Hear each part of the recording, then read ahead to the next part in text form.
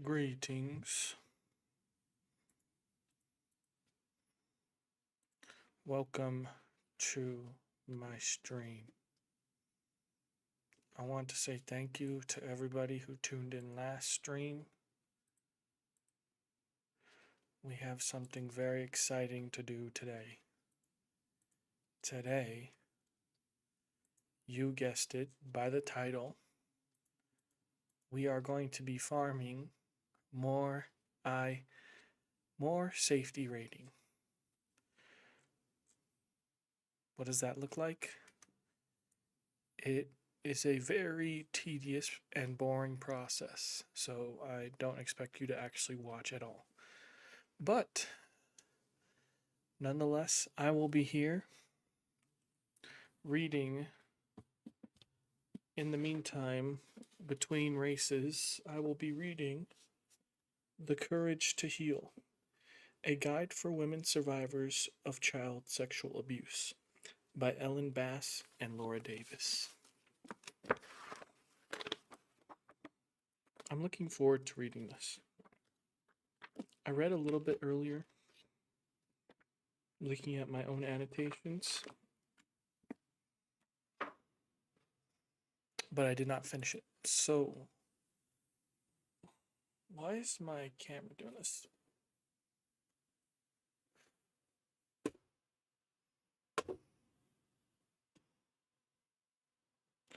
Camera, filter, chroma key.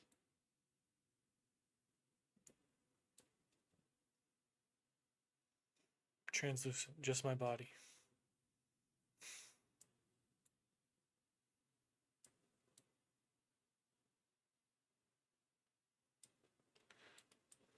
Select color. Pick screen color.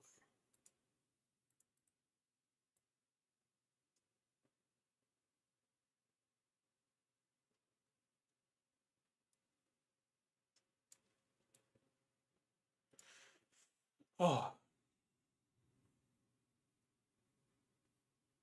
I just touched my green screen. And it fixed it. Okay. Oh my goodness.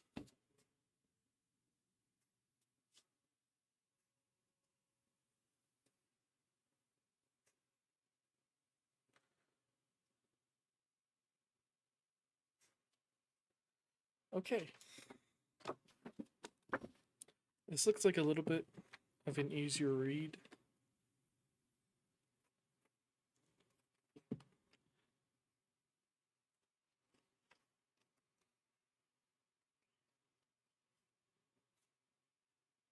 Whoa.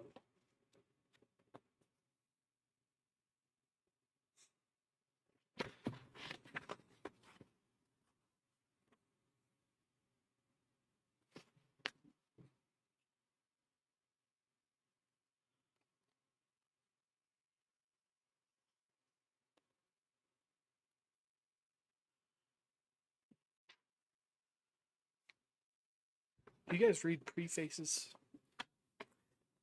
No, we don't read prefaces around here.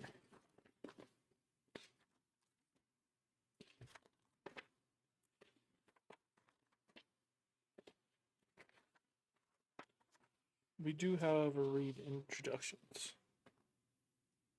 Introduction. Healing is possible.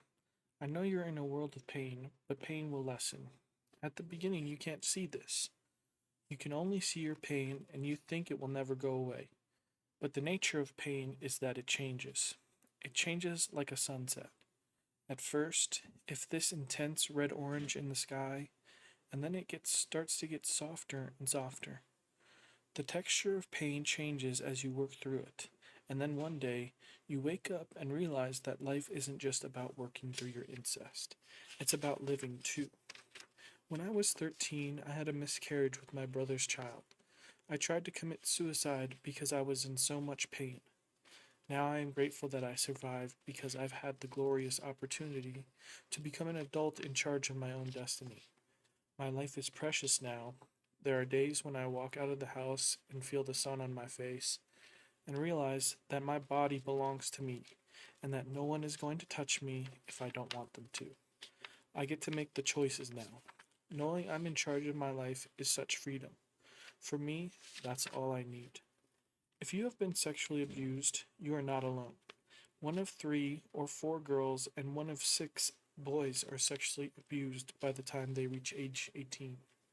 Sexual abuse happens to children of every class, culture, race, religion, and gender. Children are abused by fathers, stepfathers, brothers, mothers, aunts, uncles, grandparents, neighbors, family friends, babysitters, teachers, and strangers. Although women abuse, the majority of abusers are heterosexual men. All sexual abuse is damaging, and the trauma does not end when the abuse stops. If you were abused as a child, you are probably experiencing long term effects that interfere with your day to day functioning. However, it is possible to heal. It is even possible to thrive.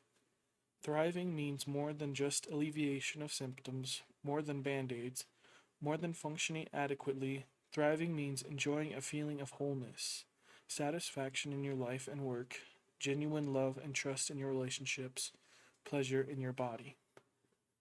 This book is about the healing process, what it takes, what it feels like, how it can transform your life. People say that time heals all wounds, and to a certain extent, that is true. Time will dull some of the pain, but deep healing doesn't happen unless you consciously choose it. Healing from child sexual abuse takes commitment and dedication, but if you are willing to work hard, if you are determined to make lasting changes in your life, if you are able to find good resources and skilled support, you can not only heal but also thrive. We believe in miracles and hard work. Getting support. No matter how committed you are, it is extremely difficult to heal from child sexual abuse in isolation. Much of the damage experienced is the result of the secrecy and silence that surrounded the abuse. Trying to heal while perpetuating that lonely silence is nearly impossible. It is essential that you have at least one other person with whom you can share your pain and your healing. That person may be another survivor, a member of a support group, or a counselor. He or she could be a nurturing partner or a family member, or a sibling who is also abused. Ideally, you will have a combination of many resources. What reading this book will be like. Since the first edition of this book was published, millions of survivors from all over the world have read The Courage to Heal. They tell us that it has opened new pathways to healing, reassured them that they weren't alone, and given them hope. In response to reading The Courage to Heal, survivors have left abusive relationships, renewed their commitment to heal, or shared honestly with a friend, partner, or counselor for the first time. Some have had breakthroughs in their sexuality. Others have stopped blaming themselves. Survivors have also reported feeling terror, fury, and anguish as they read. Others have connected with forgotten pockets of grief, shame, rage, and pain. Women have had nightmares, flashbacks, and new memories. One survivor, a recovering alcoholic, began to crave alcohol as she read. Many went back to therapy or sought counseling for the first time. All said their lives were changed. For you, reading this book may also be an intense and healing experience, as you begin to realize that your life makes sense and that you are not the only one who has suffered. You may experience a tremendous feeling of relief. But relief is not the only reaction you may have. If you have unfamiliar, uncomfortable, or disturbed feelings as you read, don't be alarmed. Strong feelings are a part of the healing process. If, on the other hand, you breeze through these chapters, you may not feel safe enough to confront these issues. Or you may be coping with the book the same way you cope with the abuse, by separating your intellect from your feelings. If that's the case, stop, take a break, talk to someone for support, and come back to it later.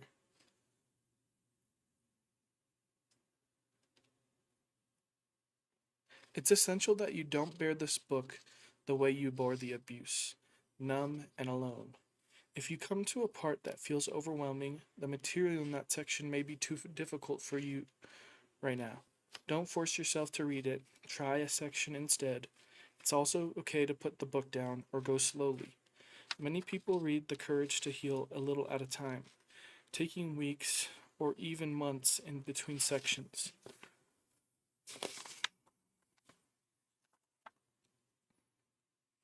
Many survivors have told us that they haven't been ready to read the book at all, but have kept it on their bedside table so that they could simply read the title over and over again. They say that just having the book nearby feels healing. I got a grid.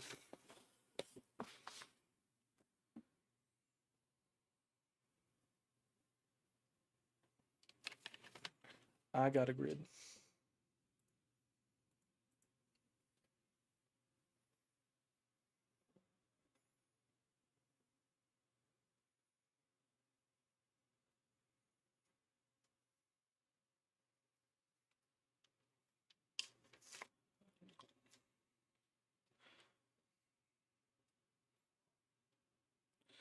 Over Racing V.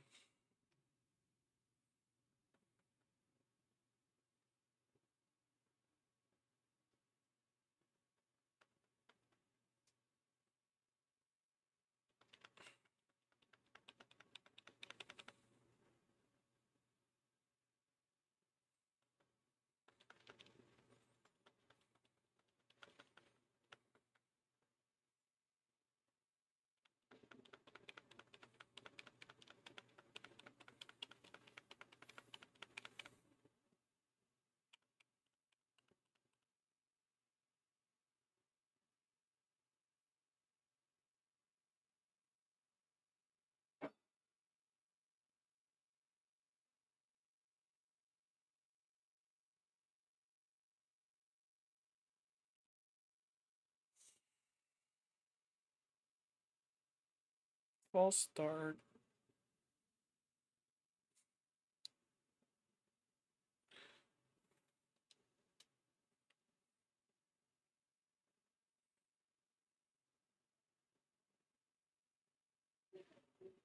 See if we can pressure this guy into do something.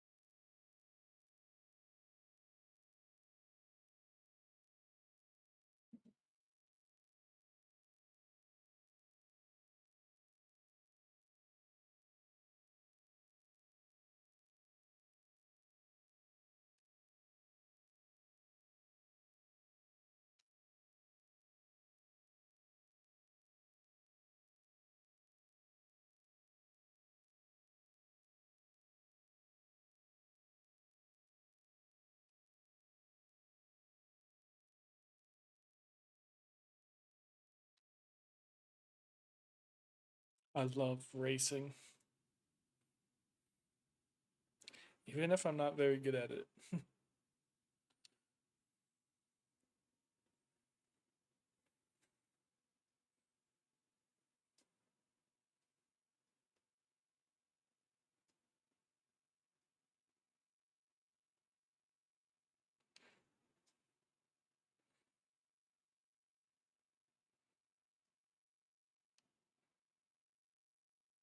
Well, they're beefing with them. They're still connected together. It's like when a dog and a male dog and a female dog mate. I think the male dog's reproductive organs can. I think it literally knots. It ties itself into a knot in the female dog's reproductive organs. That's what that looked like.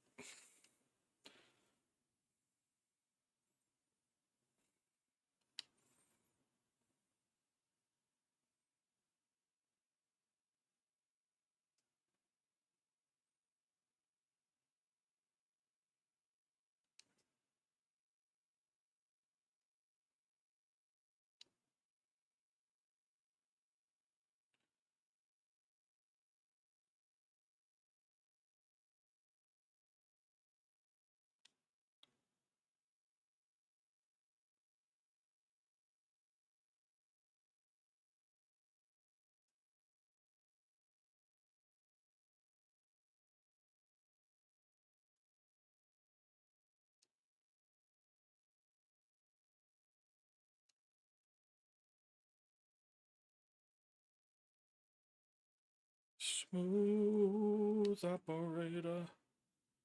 Smooth operator.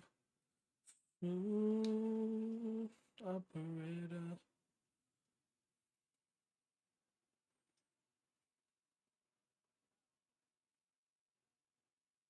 Ew. Oh, he's he don't look too good.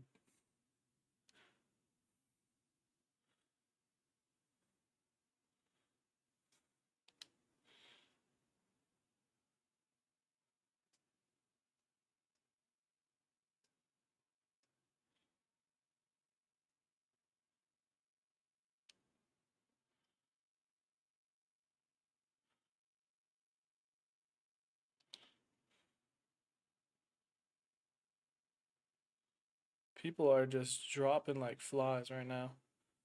Boink boink boink boink boink boink boink boink.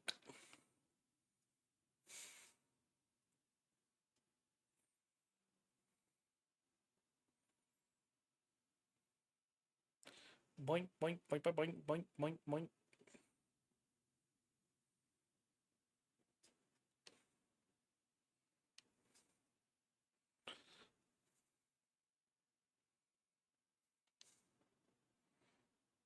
Boink boink boink boink boink boink.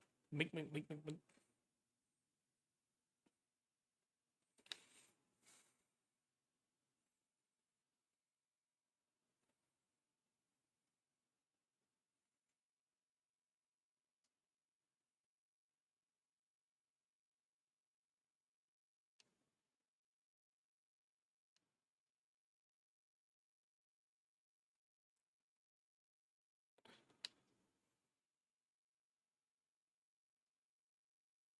Damn.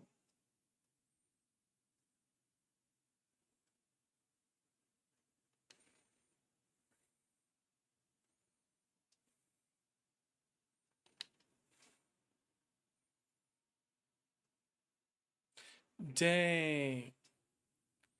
I'm the confused one. I am the confused one.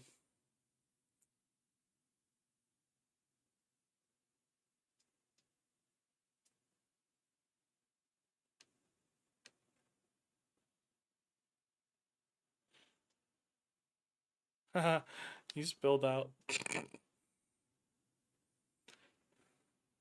Too fast, buddy, too fast. Gotta be smooth and fast. Can't be out here crashing.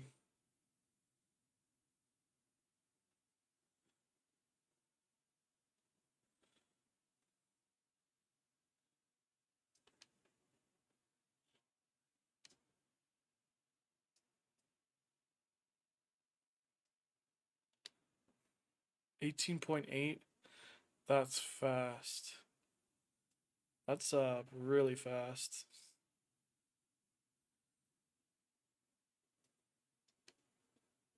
He knows this track like the back of his hand.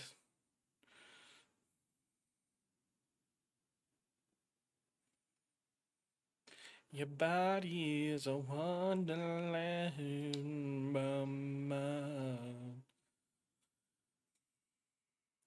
Your body is a wonderland, mama.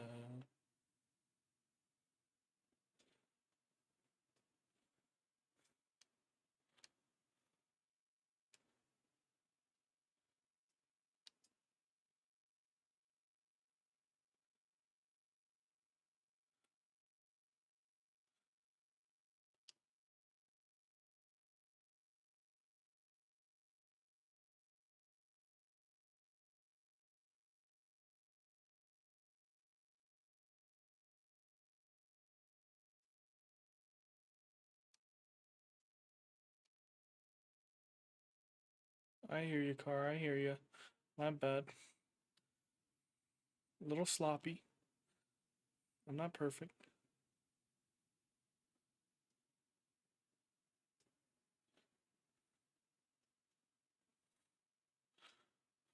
Oh, come on. Sloppy.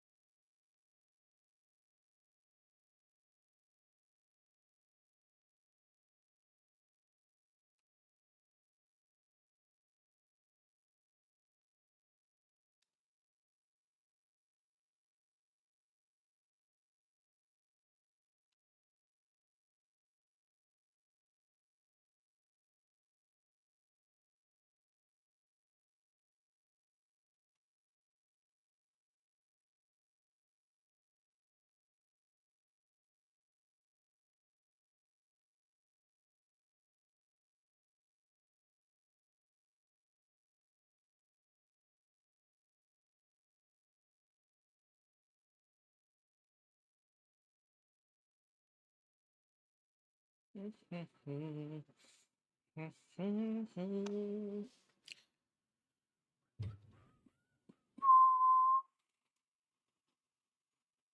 know, my teacher's pet peeve, Mrs. Easter, she didn't like whistling. She did not like whistling.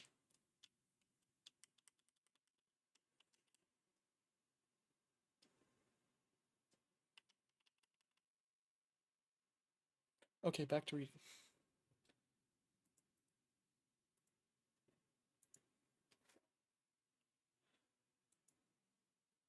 Plus 9 points. Let's go. Let's go.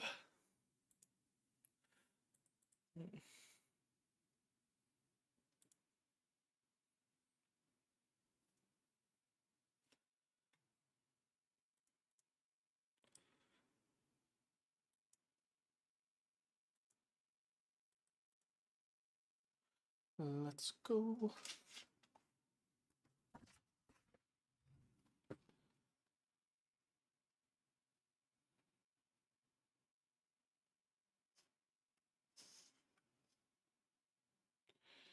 Since we began work on the first edition of The Courage to Heal, we have spoken with tens of thousands of survivors of child sexual abuse. 250 survivors volunteered to be interviewed for this book. Out of these, we talked to 100 in depth, adding new narratives and new voices in every edition. We cannot tell everyone's story in its entirety, but we have included portions of each woman's experience. We have also included stories from former participants of Ellen's I Never Told Anyone workshops, as well as workshops we've offered for partners and for counselors. In this edition, we also have integrated some stories from survivors. Laura interviewed for her books, I Thought We'd Never Speak Again, and The Last Frontier. All of these survivors and partners generously gave us permission to include their experiences. My green screen's bothering me.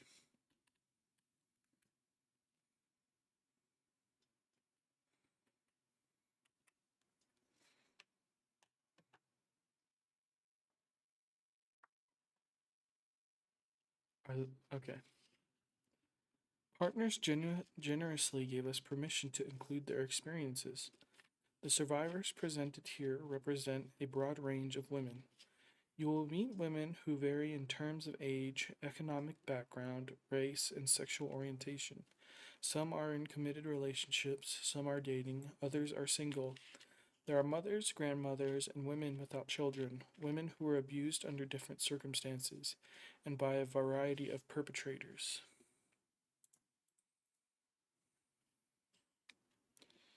You will read about survivors who are near the beginning of the healing process and others who have been actively healing for 20 years. And those at turning points all along the way, the approaches these women have taken to healing have been creative and diverse. The quotes and stories throughout come from survivors and partners of survivors. Most of these quotes are not identified by name. Each quote stands alone and represents one person's experience. When we present a longer story, include someone more than once, or if a woman specifically asks to be identified, we do use names. We wanted to respect each person's right to choose whether she wanted to use her real name or a pseudonym. When we share our personal experiences, we identify ourselves by our first names. Although we have written The Courage to Heal specifically for women, countless male survivors over the years have found it to be inspiring and beneficial. Since much of the healing process is universal, we hope that men will continue to use The Courage to Heal. We've also written 2 books for survivors since then, The Courage to Heal workbook and Beginning to Heal. Both of these incorporate experiences by men are integrated into the Survivors Speak Out section of the resource guide on page 530. And resources for male survivors can also be found in For Male Survivors on page 539. Using the writing exercises. There is no agony like bearing an untold story inside you. Zora Neale Hurston. For many years, Ellen led I Never Told Anyone workshops for adult survivors of child sexual abuse. Women came together in an environment of support, confidentiality, and safety to explore their feelings, mourn their violation, gather their strength, and celebrate their survival. In the workshops, women were asked to write about being sexually abused as children. So often, survivors have had their experiences denied, trivialized, or distorted. Writing is an important avenue for healing because it gives you the opportunity to tell your own story, to relay your history as you experienced it. You can say, "This happened to me, it was that bad, it was the fault and responsibility of an adult, I was and am innocent." By going back and writing about what happened, you also re experience feelings and are able to grieve. You excavate the sites in which you buried memory and pain, dread and fury. You relive your history, but this time with the compassion support of your adult self. Why writing? One handy thing about writing is that it is always, most always available. At 3 in the morning, when you're alone, or when you don't want to wake your partner. When your friend's out of town, when your counselor's answering machine is on, and even the cat is out prowling. Journal is there. It's quiet, cheap, and portable. A journal can help you figure out how you feel, what you think, what you need, what you want to say, how you want to handle a situation, just by writing it through. Anyone can use writing. Using writing as a healing tool can be helpful whether or not you participate in an organized workshop with other people. You don't need to think of yourself as a writer or even like to write. You may have had a limited education. Perhaps you can't spell, or you think you're a terrible writer. Some survivors have special blocks associated with writing. If your mother read your private diary, if your father was an English teacher and always criticized your written work, if your best friend passed your intimate letters around the junior high school cafeteria, you may be wary of putting words on paper, but all of us have a deep need for self expression. Yours may take forms other than writing, but if you'd like to try writing as one method of healing, even previous blocks need not stand in the way. Many women who have been reluctant to write have done these exercises and benefited enormously. Time and place. Choose a time and place where you won't be interrupted. It's good to have at least 20 minutes of writing time for each exercise, though even 10 minutes can produce deep and powerful results. Many survivors find it helpful to decide on a fixed ending time before they begin. It creates a container that makes it safer to write about their abuse. Some women like to start with a ritual. You might light a candle, meditate, or say a prayer. Make a cup of tea, or just take a moment to sit quietly, and also end with one. These clear markers on either side of your writing time create safety and can help you recenter your daily life a little more easily. Since writing about sexual abuse often brings up strong feelings, don't squeeze in your writing between picking the kids up from school and starting dinner. Make sure you give yourself some time afterward to absorb the impact of the writing. If you feel shaken up by what you've written, you might want to finish your writing session with 5 or 10 minutes of writing on a topic that reminds you of your resilience and strength, such as "the ground on which I stand," or "the things I'm grateful for," or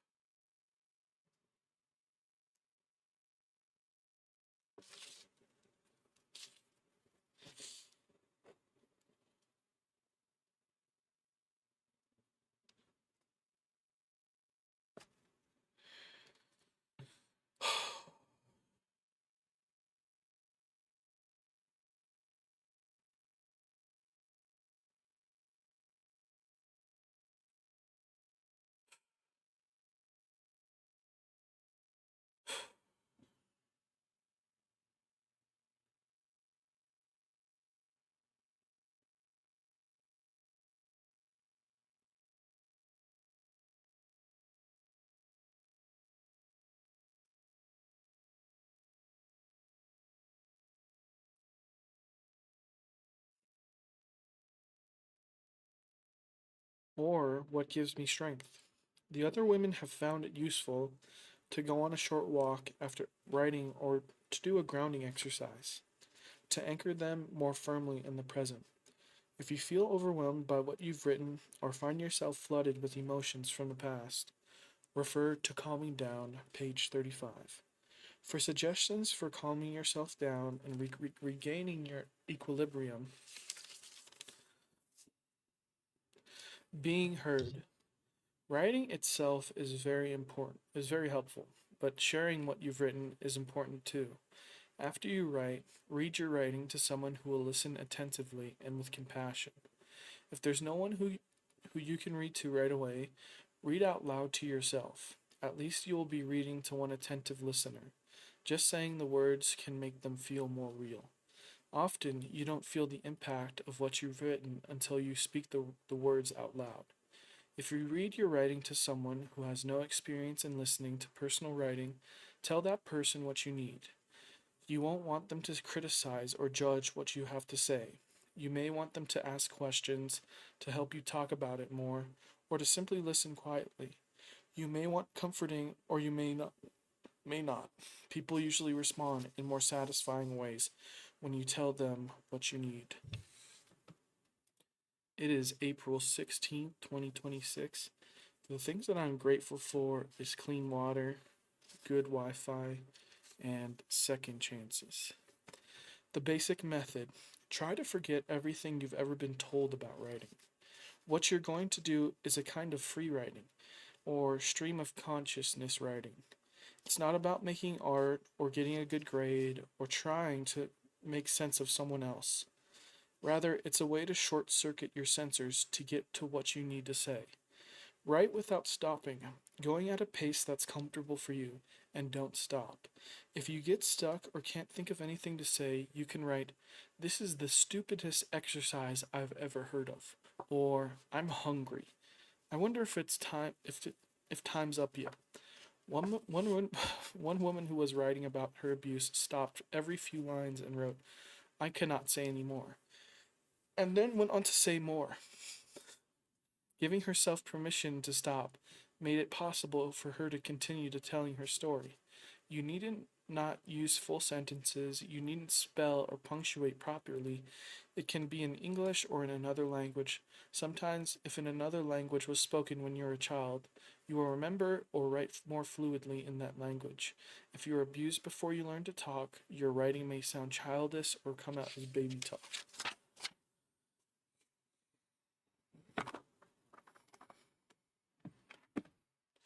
Using guided imagery. Many survivors have found imagery to be a powerful healing tool. Using guided imagery can help you discover inner resources and deal with overwhelming feelings. These gentle techniques can help you calm down, create a safe place inside, and feel grounded in your body. You can use the same imagery over and over, strengthening your connection with this relaxed, safe feeling. Preparation. It's necessary to listen to rather than read the guided imagery. You can ask a safe friend or a therapist to read the imagery to you. You can use a recorded version, since the exercises in this book are ones you may want to listen to over and over again. Having a tape or CD is a good idea. Whether the imagery is spoken in person or on tape, it's important that it is to be read slowly. Allow space between the sentences and phrases, especially in the places indicated by an ellipse. Pause and take a few breaths. When you listen to the guided imagery, you will need to absorb the material. Oh, I gotta use the bathroom soon. Probably after this race. Stomach is hurting.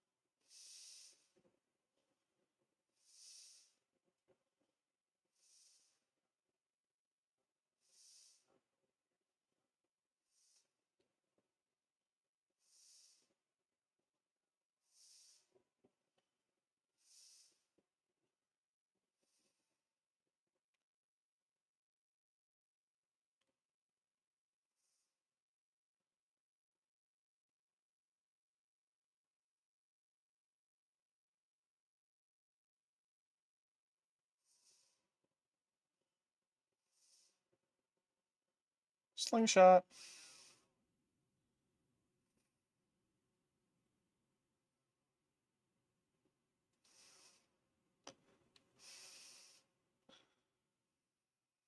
Staying a yellow car.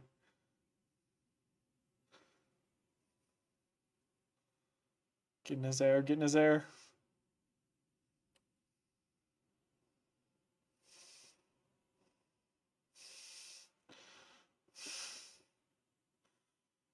Oh yeah, we're in his air. Whoa. Oh, come on, dude.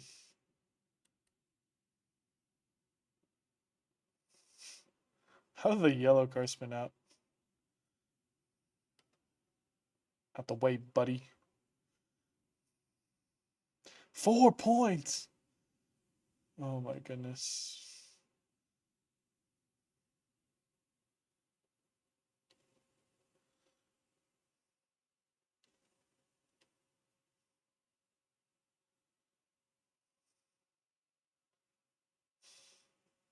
Come on, buddy, let's go.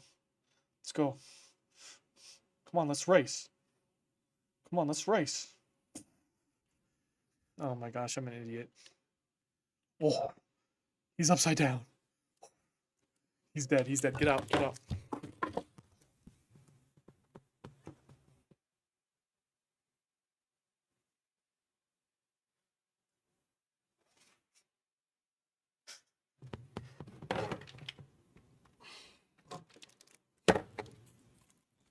He's alright, he's alright. Don't worry about it. Don't worry about it. He's alright.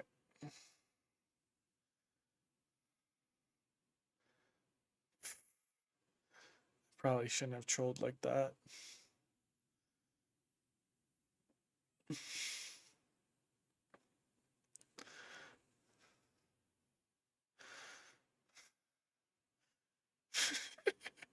I didn't know these cars could flip over like that. I thought.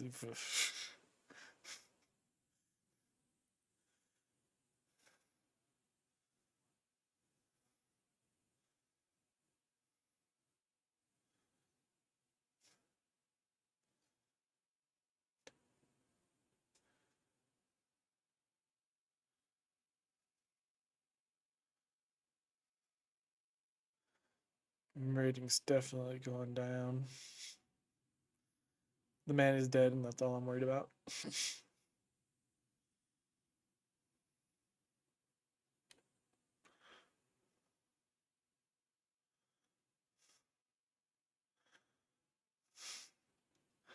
It was just a prank. It was just a prank.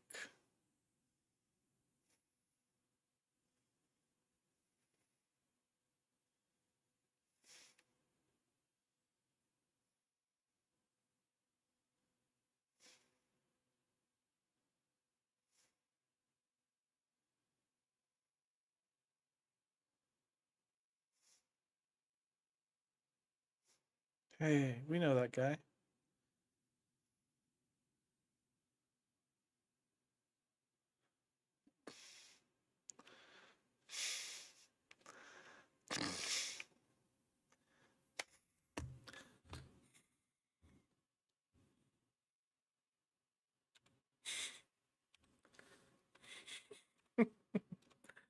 I probably shouldn't have trolled. The rating's gonna go down now.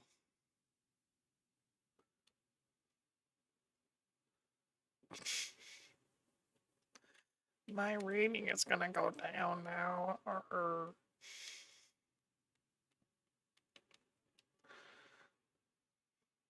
Yes, sir.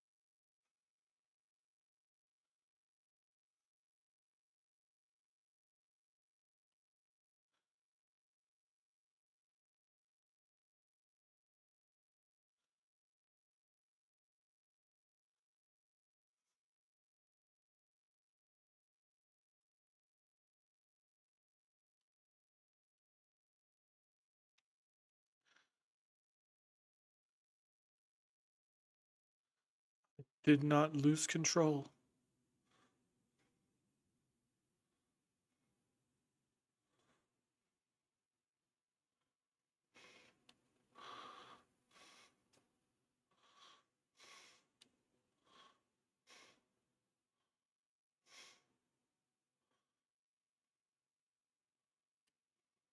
It's trying to get my dirty air.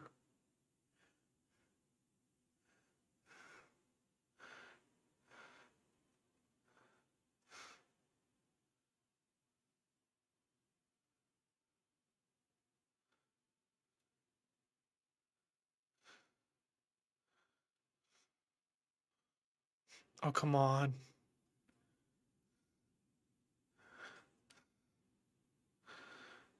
You come back here, you.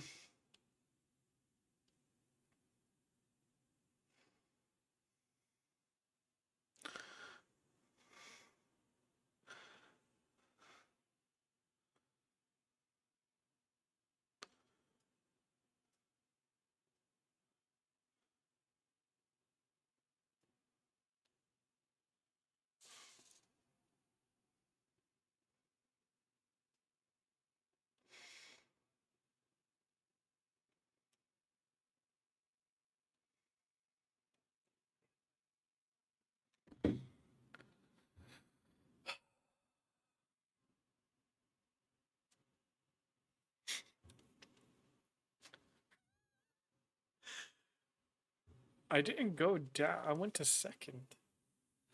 I went down to second. Are you kidding me? I wasn't going that fast. I was going maybe 60. It's not like I dropped it to first. That's funny.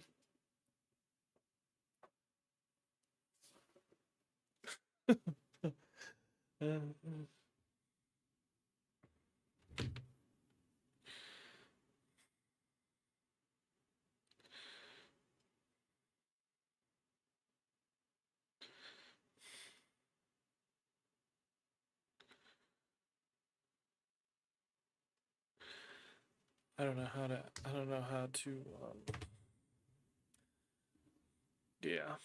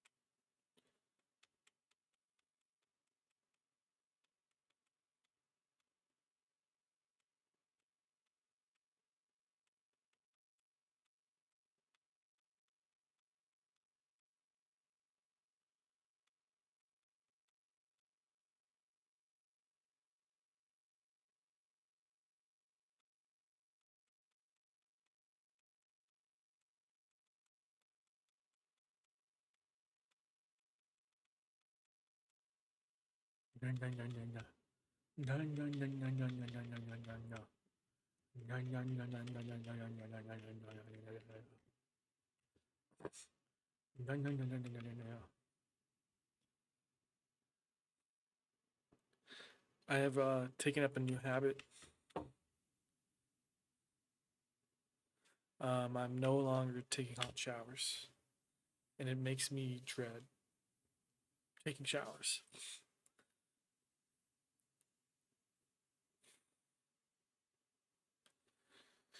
It makes me dread taking showers.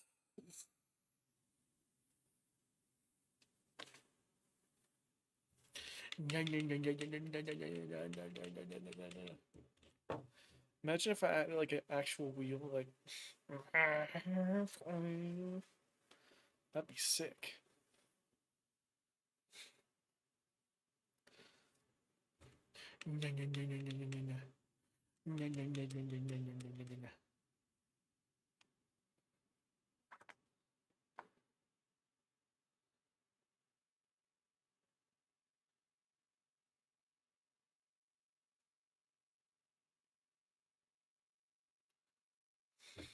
Well, at least I didn't get disqualified. That could have happened, and that would have dropped my rating down like 20 points. So this is not worst case scenario. It's not.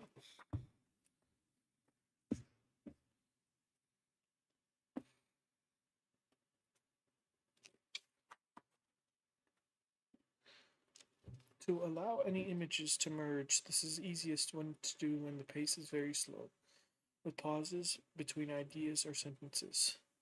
A soft and gentle voice is best, providing the safety for you to go deeper. For some people, quiet music is in the background and can be helpful. For others, it's distracting. Experiment to see what's best for you. Basic instructions. Set aside a time when you won't be interrupted so that you can settle into an internal space. Close your eyes. If closing your eyes feels frightening or uncomfortable, it's okay to keep them open, allowing your gaze to be soft and easy. Sometimes people worry if they aren't able to actually see anything during a guided imagery experience. But everyone's experience is different, and seeing clear images isn't essential for the imagery to be helpful. Don't worry about doing it right or having a particular outcome. Be receptive and simply allow that what comes along. Using imagery is about you being open to whatever arises. Even if the guided imagery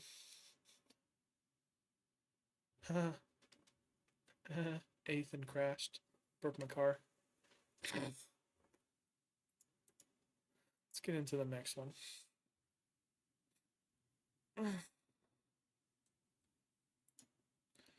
Up next.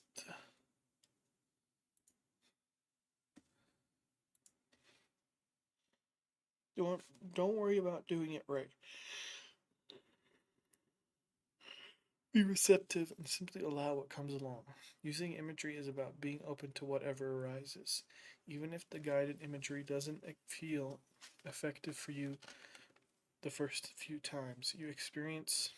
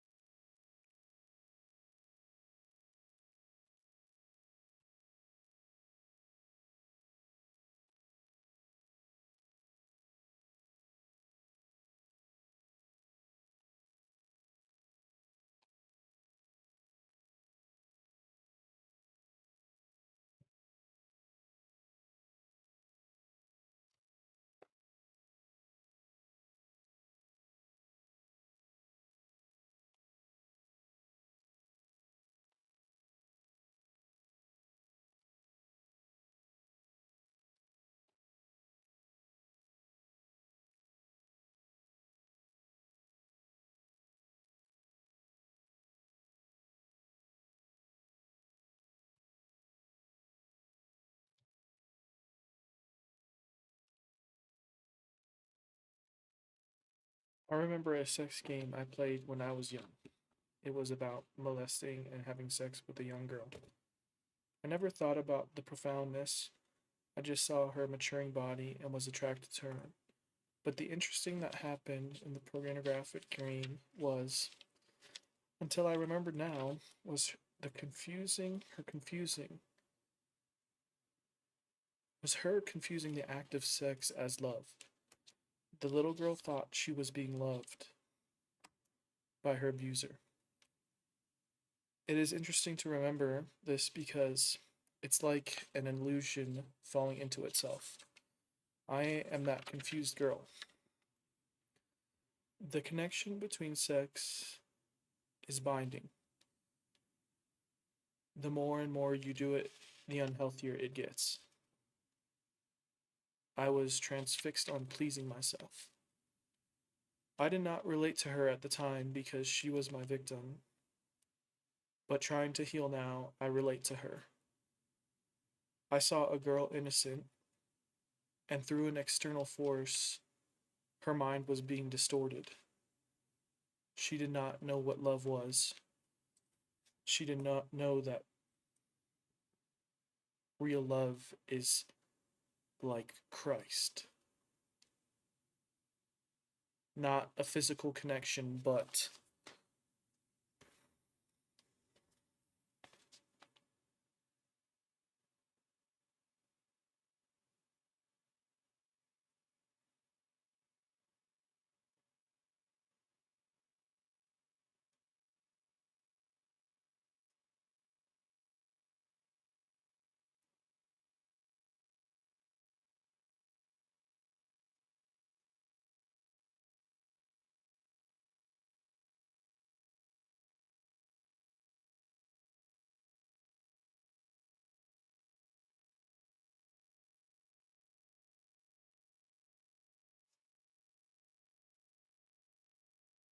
not a physical connection, but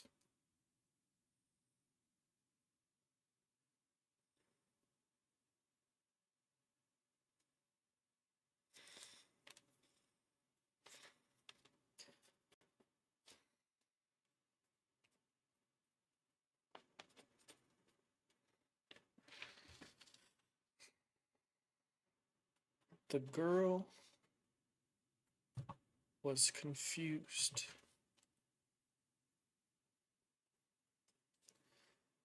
I am confused.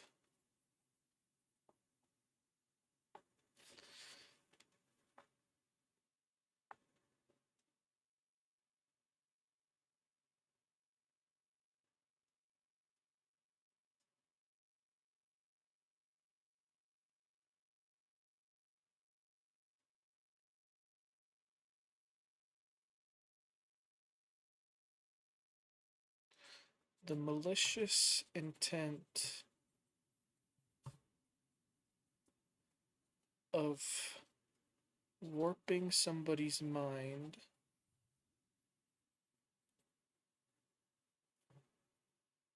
is cruel.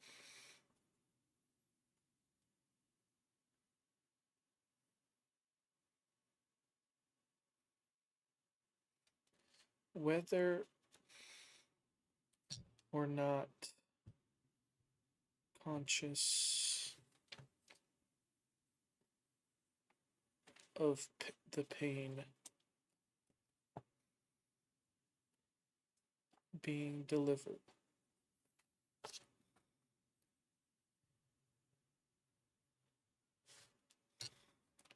Effects. Recognizing the damage. People have said to me, "Why are you dragging this up now?" Why? Why? Because it has controlled every facet of my life. It has damaged me in every possible way. It has destroyed everything in my life that has been of value. It has prevented me from living a comfortable life, a comfortable emotional life. It's prevented me from being able to love clearly. It took my children away from me. I haven't been able to succeed in the world. If I had if I had a comfortable childhood, I could be anything today. I know that everything I don't deal with now is one more burden I have to carry for the rest of my life. I don't care if it happened 500 years ago. It's influenced me all the time. And it does matter. It matters very much. And that was written by Jenny Rose Lavender. The long-term effects of child abuse can be so pervasive that it's sometimes hard to pinpoint exactly how the abuse affected you. I got a grid, guys. How many points did I lose from that last race? Probably a lot. Oh, I lost. I lost. Can I do the math? I lost 10 points. 11 points. Such is life. I'm gonna race in the back. Benjamin. Benjamin, you sweet boy. Unlike those slavers who sold me to slavery. Benjamin, you're different. You are completely you. And never let anybody warp you. Sweet Benjamin.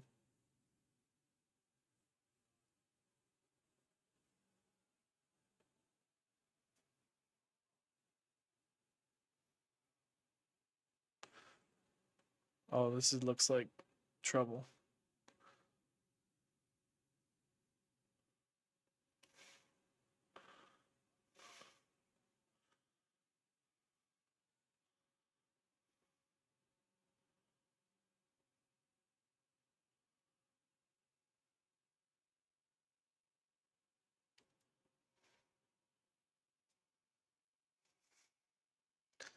I'm in a slip.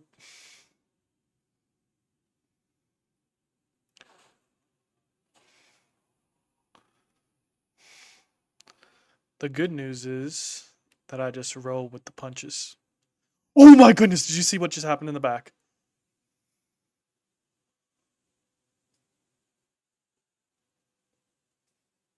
Like, these guys have no reaction time. That's what I've noticed. If I go right, they'll crash right into me.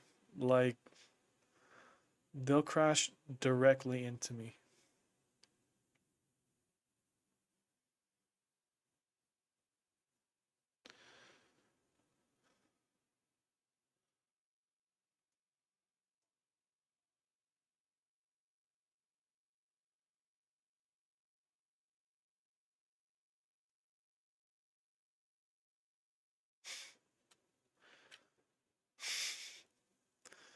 That was silly.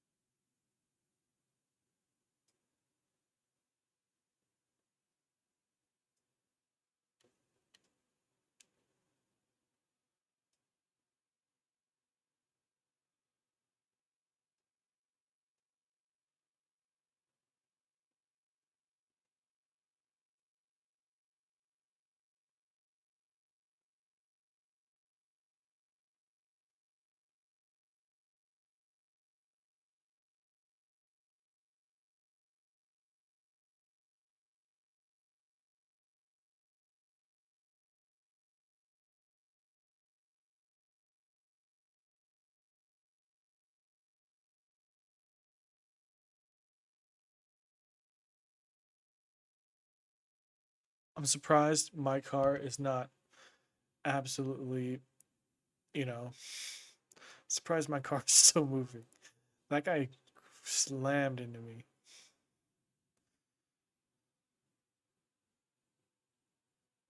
Okay, buddy, give me some room next time.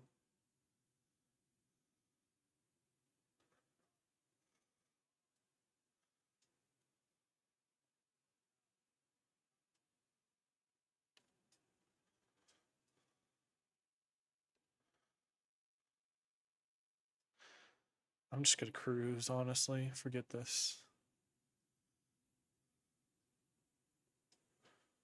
Forget going fast.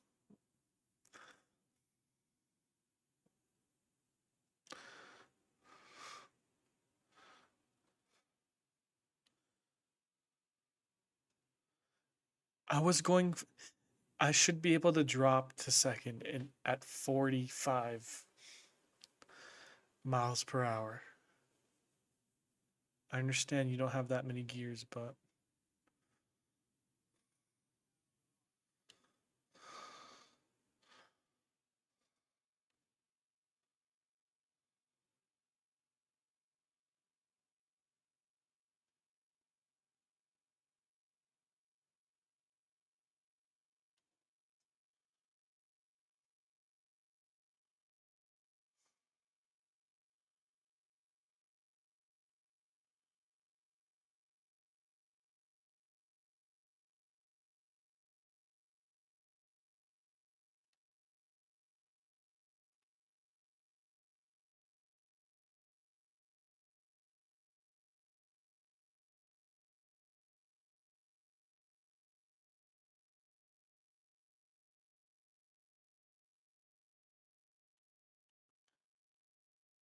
smooth, smooth like a nice Scottish whiskey.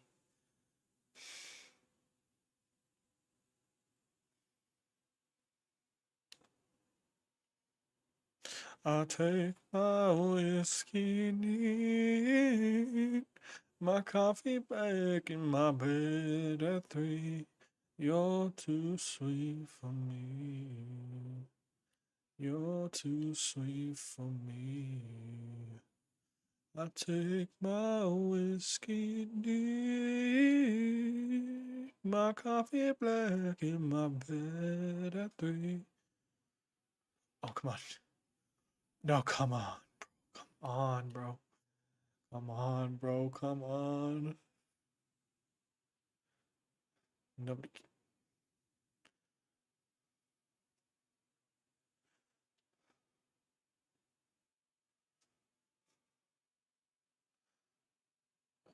Meatball flag.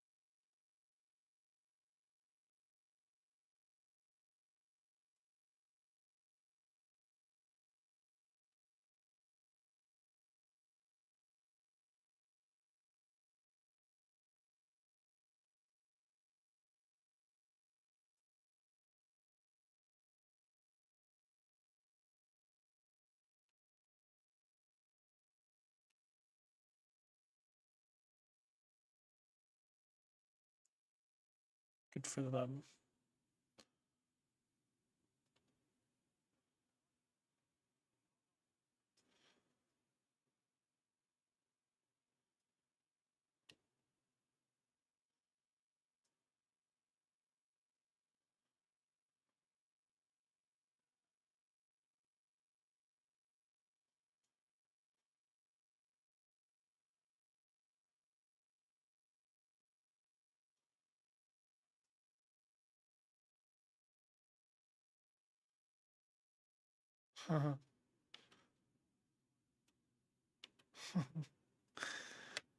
Well, at least I'll still be able to drive, I guess.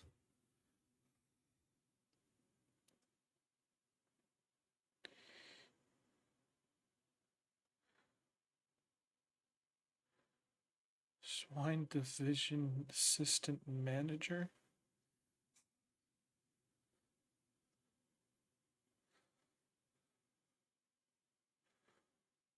What the heck? Swine Division Assistant Manager.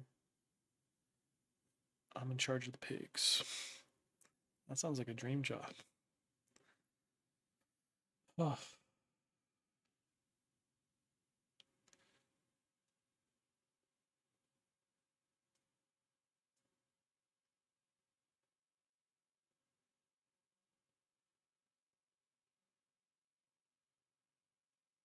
looks good. Looks good. Close it out. I want to see this message.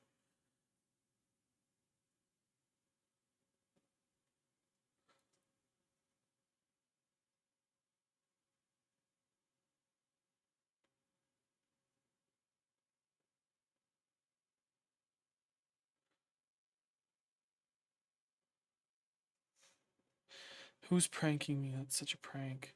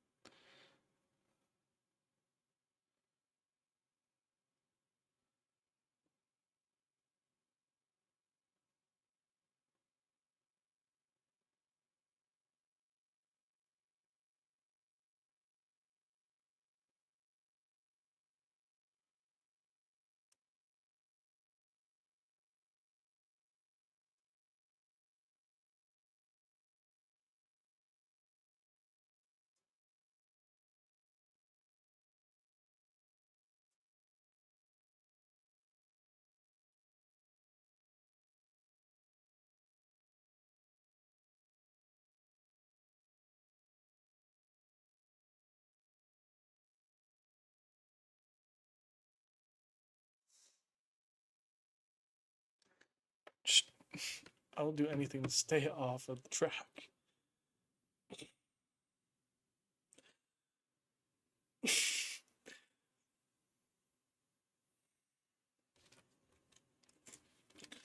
Let's go.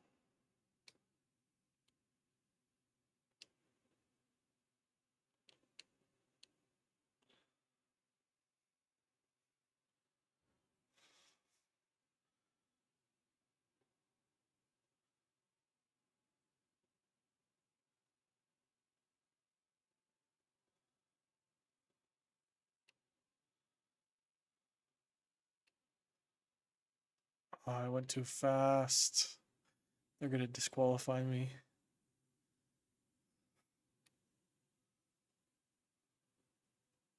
What if I go really slow?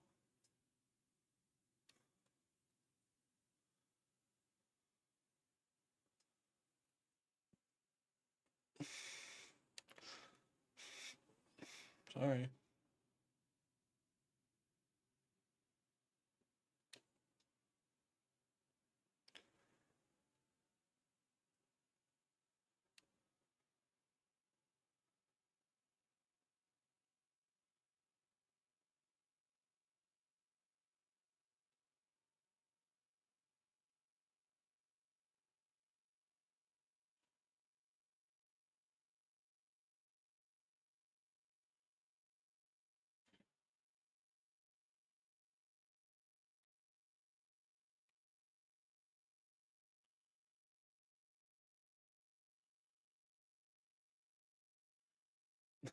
Faster car, yeah, sure.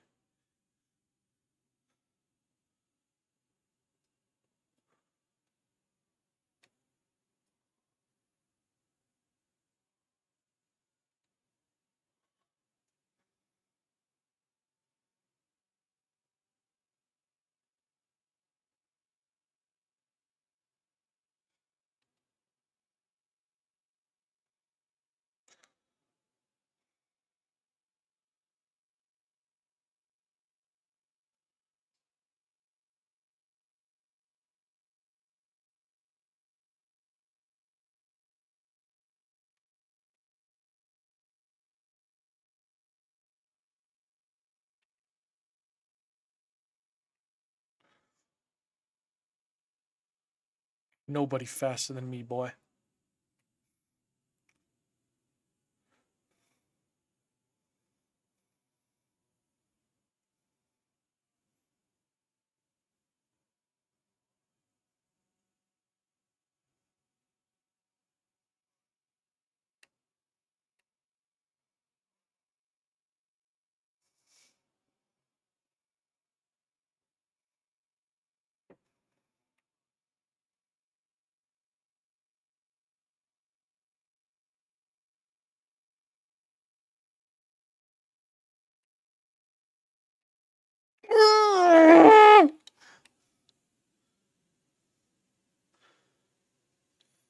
I didn't lose control. Totally lost control.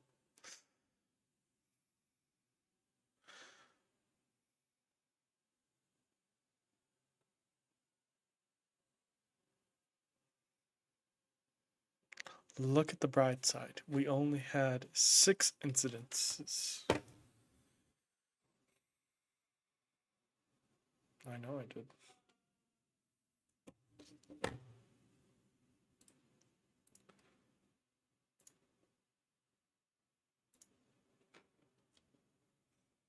Oof.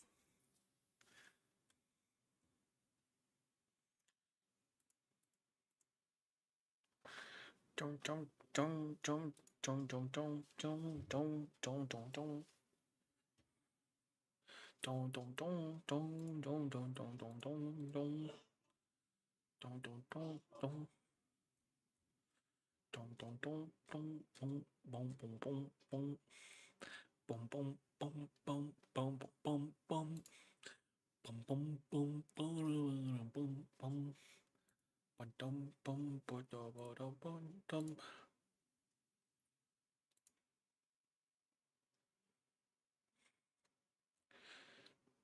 10,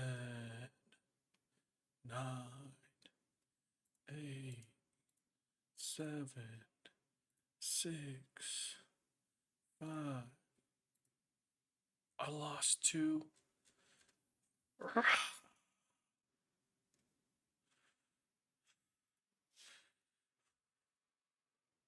Remain calm. Remain calm. Remain calm. Dun, dun, dun, dun, dun, dun, dun, dun, dun. Dun, dun, dun, dun, dun, dun, dun.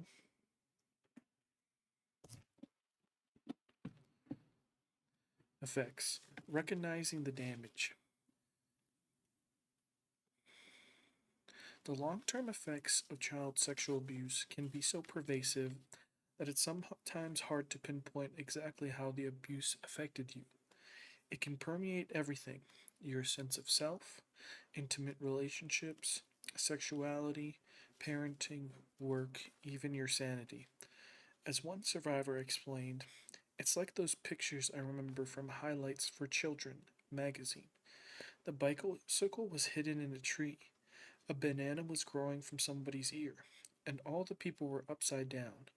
The caption underneath said, "What's wrong with this picture?"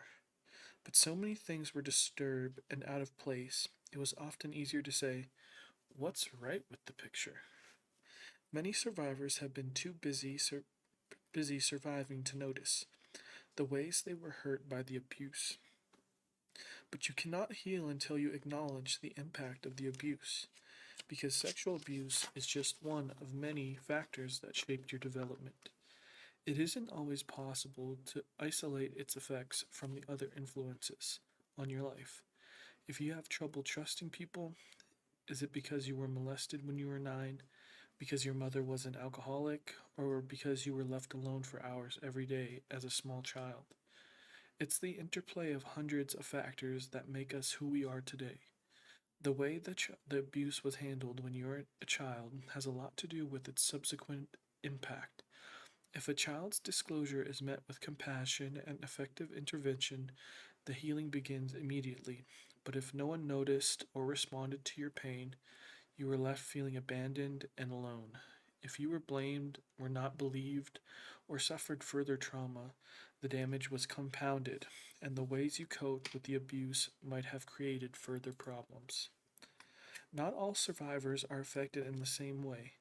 You may do well in one area of your life, but not in another.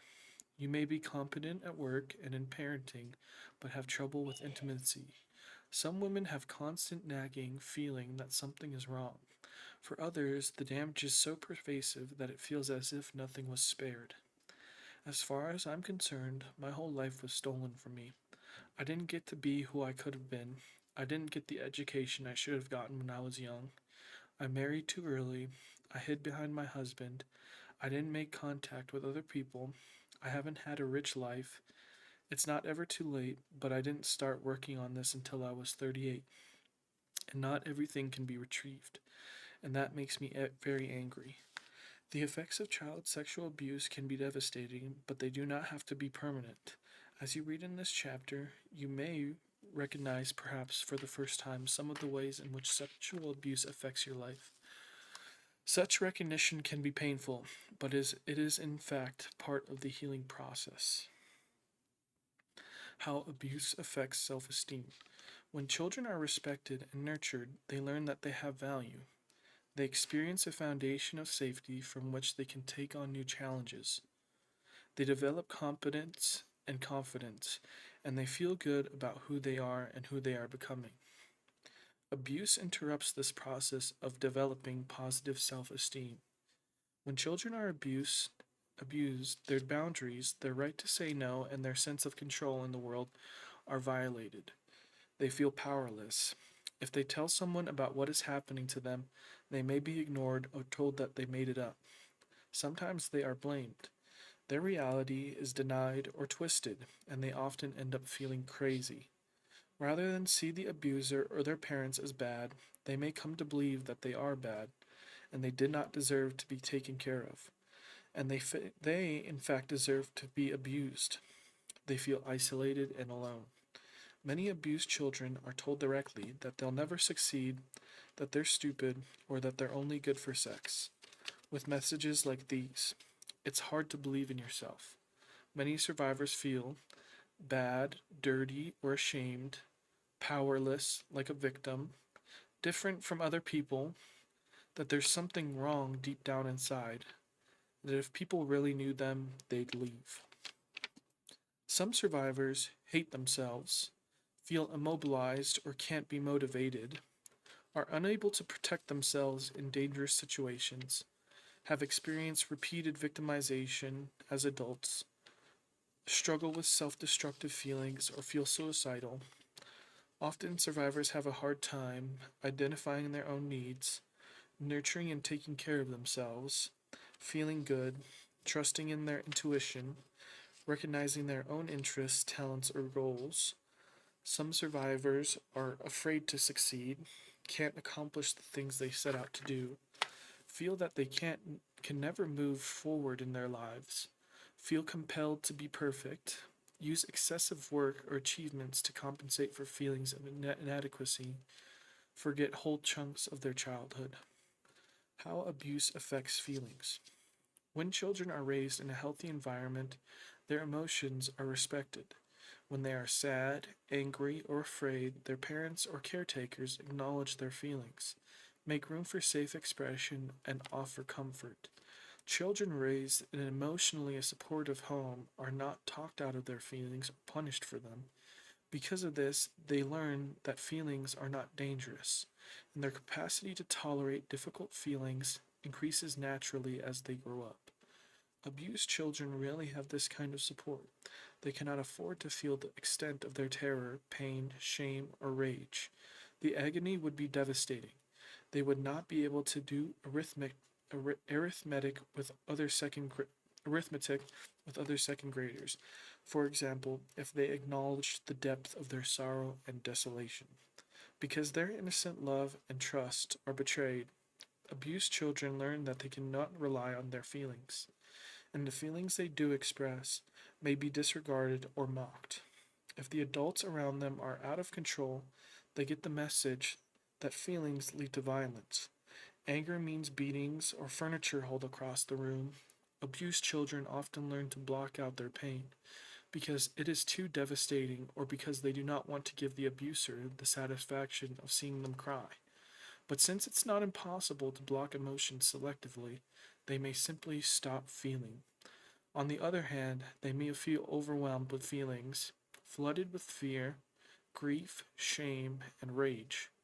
All too often, they suffer with this distress alone, without a safe way to express their emotions, and without consolation. Often, survivors find it difficult to recognize their feelings, differentiate between emotions, express feelings, calm down when they get upset. Many survivors feel disconnected, isolated, and alone. A pervasive sense of shame, just a few feelings rather than a full range of emotions, out of control with their rage or other feelings, confused, dead inside. Many survivors are prone to depression or despair, struggle with anxiety, or have panic attacks.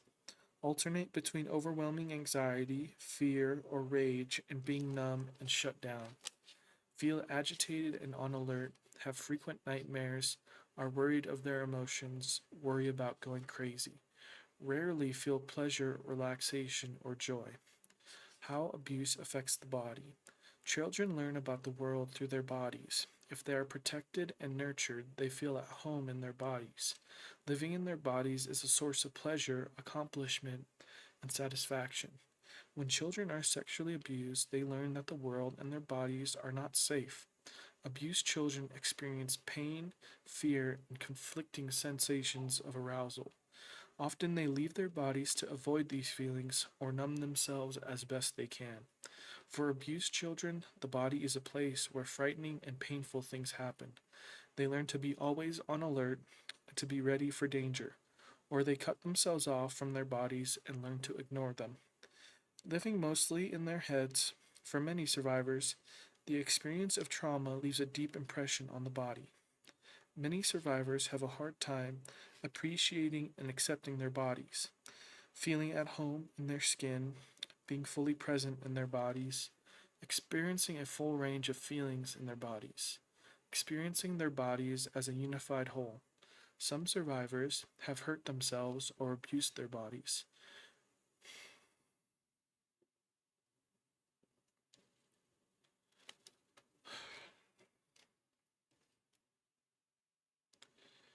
Misuse or are addicted to alcohol or drugs, have eating disorders, have physical illnesses that may be connected to abuse, feel as though they sometimes leave their bodies, don't feel pleasure in physical activities such as dance, sports, or hiking.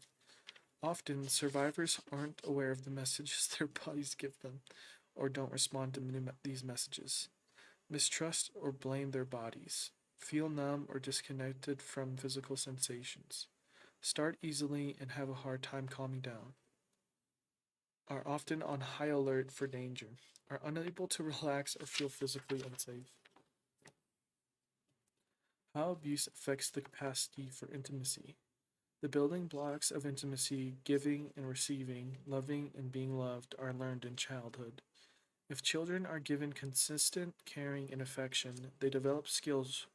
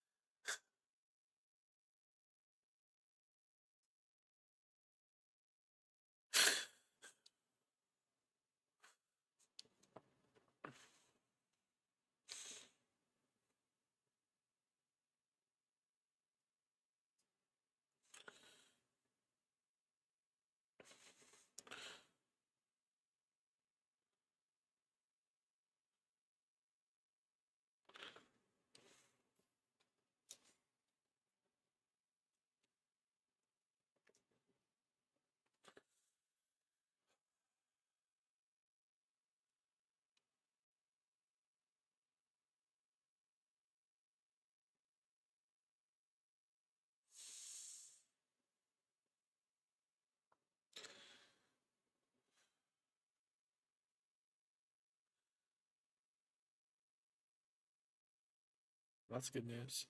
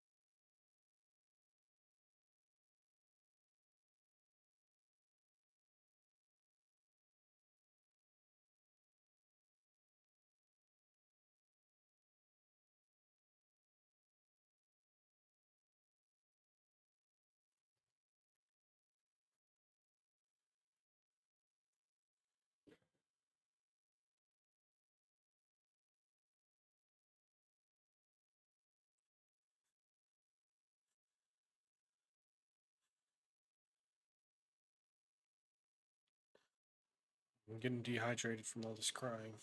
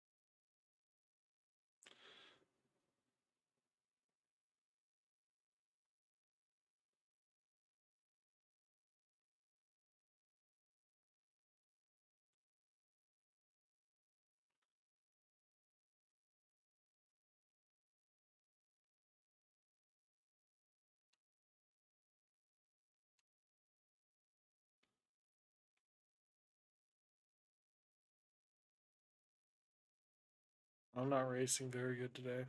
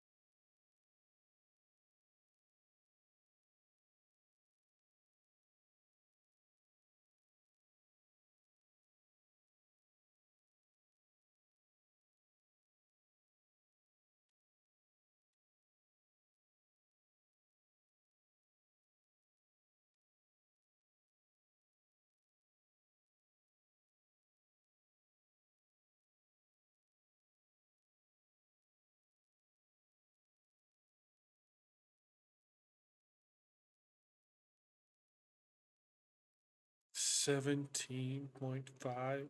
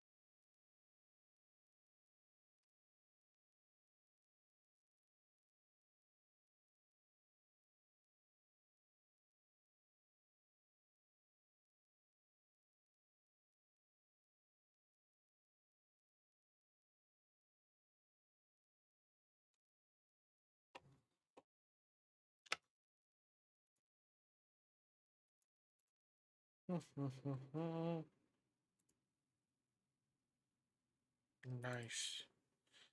Point three. Point three.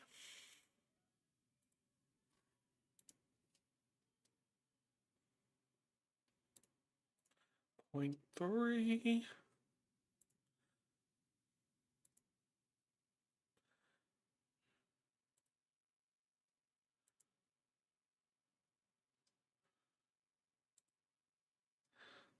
Let's watch our own content. What do you guys say?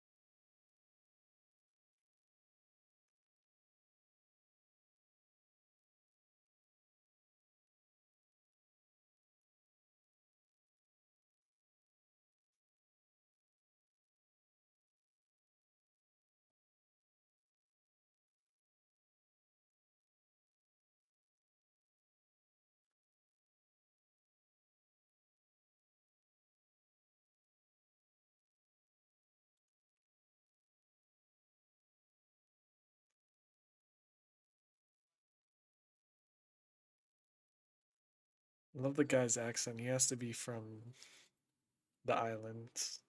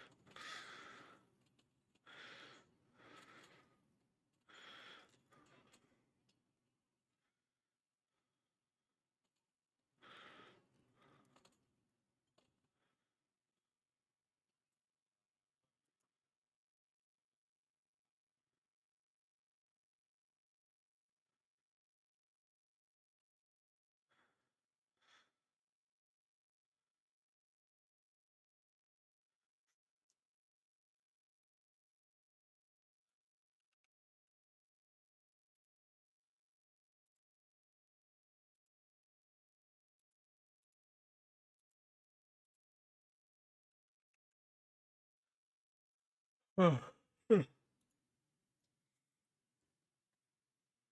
What what is that?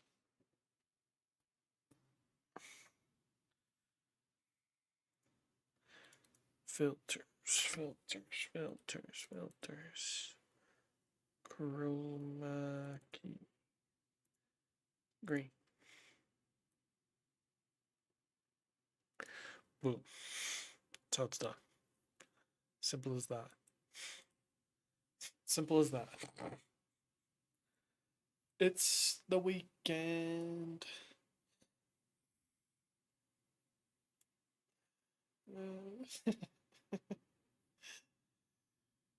I don't want to read it some more of that book. I don't want to cry. I want to keep crying. Avoid it. Avoid the pain. The pain? Avoid it.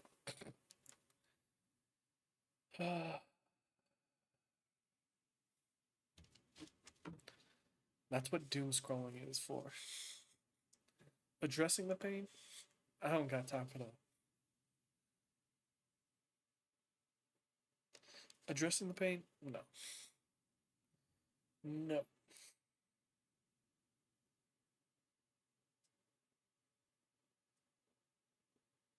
Yeah. So, this, we don't have this. I should check this out.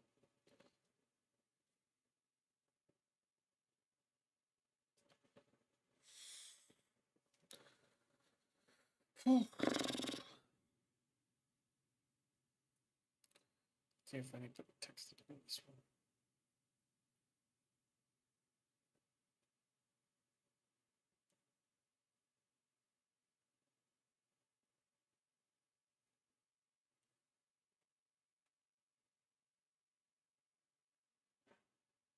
Let's go.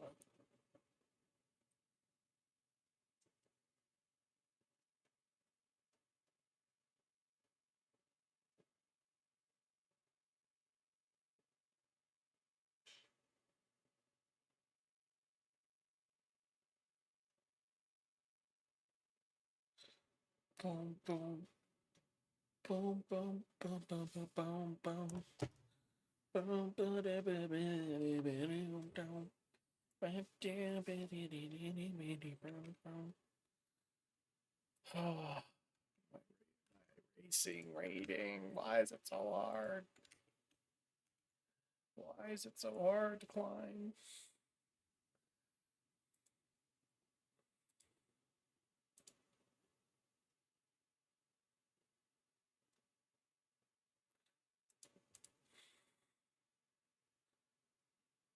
That looks like fun. Racing in the trucks.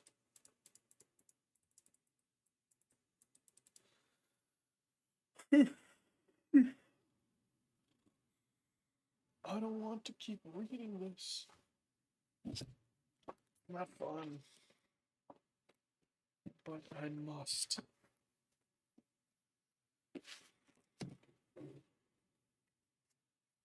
I must keep going.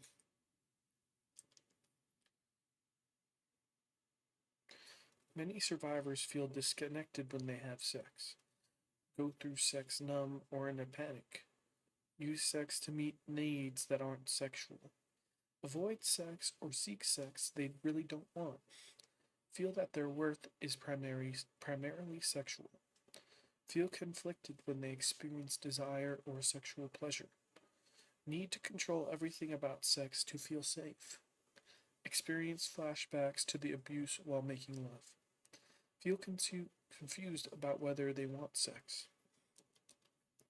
Other survivors often have trouble saying no to sex that they don't want, accepting nurturing or closeness that isn't sexual, staying present when making love, being emotionally close and sexual at the same time. Some survivors think sex is disgusting or that they're disgusting for enjoying it, are turned on by violent, sadistic, or incestuous fantasies, engage in sex that repeats aspects of their abuse, have continued to be sexually abused, use sex as a way to exert power and control, have been sexually abusive to others. How abuse affects parenting. Our first lessons about being a parent come from our own families. If a child is nurtured and protected, that becomes her basic model for parenting. But when children are abused by a family member, are not protected, or not offered support when abuse is disclosed, they miss out on this healthy modeling. As a result, they sometimes end up repeating the same damaging patterns they grew up with. They abuse or neglect their own children or fail to protect them from abuse. However, some survivors find that being clear about what they don't want to do as parents leads them to make different, more positive choices. Sometimes survivors feel too damaged or too busy coping with their own abuse to have children of their own. For women who wanted children, grieving this loss can be a painful part of the healing process. Some survivors feel uncomfortable or frightened around children, are uncomfortable being affectionate with children, are confused about the line between appropriate and inappropriate touch, have been abusive or feared that they might be have not adequately protected the children in their care, are overprotective, keeping their children from normal life experiences. Some survivors find it hard to set clear boundaries with children, balance their children's needs with their own, feel close or connected to their children. How abuse affects family relationships. In a healthy family, there is respect and caring across the generations. Family members are affectionate and warm but not intrusive. Honest, respectful communication is the norm, and each member of the family has a secure, comfortable place in the fabric of the family. When incest occurs, family relationships are distorted. The essential trust, sharing, and safety are missing. In their place, there is secrecy, isolation, and fear. If a family member abused you, you might have been told you might have been made the family scapegoat. You repeatedly told that you were crazy or bad. You might have felt isolated, cut off from nurturing contact with others. Since alcoholism and other dysfunctional patterns often accompany sexual abuse, you might have had to cope with these problems as well. Adult responsibilities might have been forced on you at an early age. If the abuse took place outside your family and you weren't adequately heard or responded to, you got the message that your pain wasn't important, that you couldn't rely on your family to listen to your feelings or to protect you. Many survivors have strained or difficult relationships with family members, feel crazy, invalidated, or depressed when they visit their families, have been rejected by their families, don't feel safe in their families, continue to deal with belittling, hostile, or abusive treatment, are alienated or completely estranged from family members. In many families in which there has been sexual abuse, the sexual abuse has not been talked about or acknowledged. Incest is denied or minimized. The survivor is told to forgive and forget, or let the past be in the past. The needs of the abuser are put ahead of the needs to the survivor. The survivor becomes the family scapegoat. All of her family's problems are blamed on her. Family members aren't supportive. In some families, incest still goes on. Inner resources necessary for healing. The track is calling me. In inner resources necessary for healing. One quality every survivor can be confident of having is strength, and with an understanding of what it takes to heal. That strength leads directly to determination. As woman stated emphatically, no one's gonna fuck with me no more. Amen.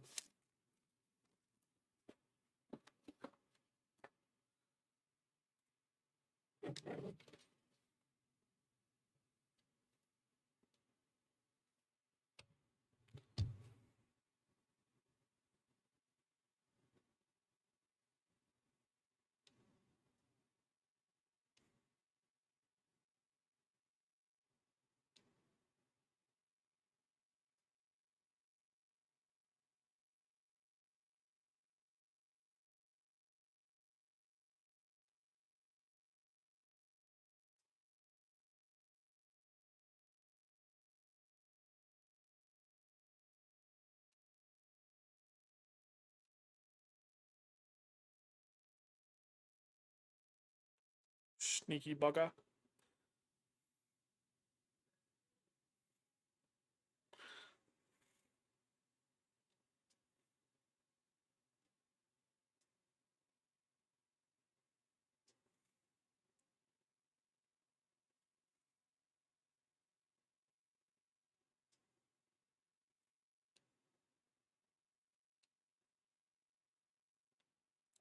Are you kidding me? Haha. Haha. You sneaky bugger. I'm about to you.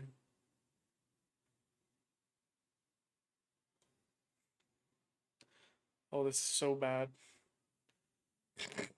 Dang it. There goes my rating. Ah!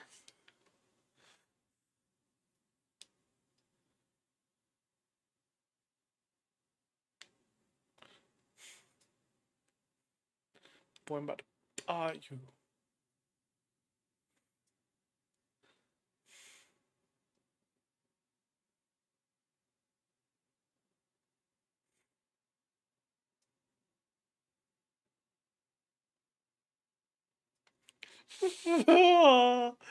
I wanted to do it so bad.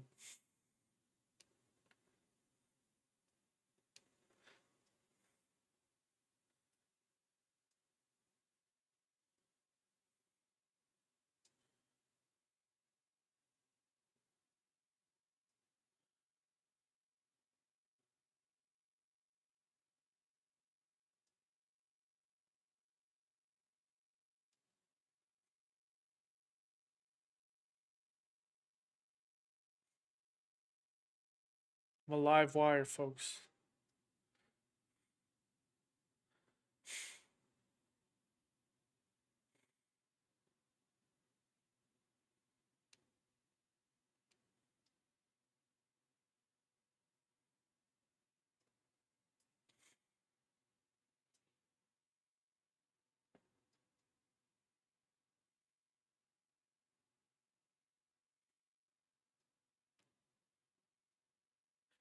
The intrusive thoughts.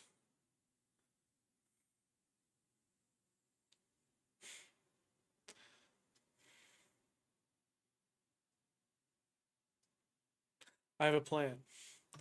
I am going to go in the pit and just stay in the pit until it's time to get out of the pit.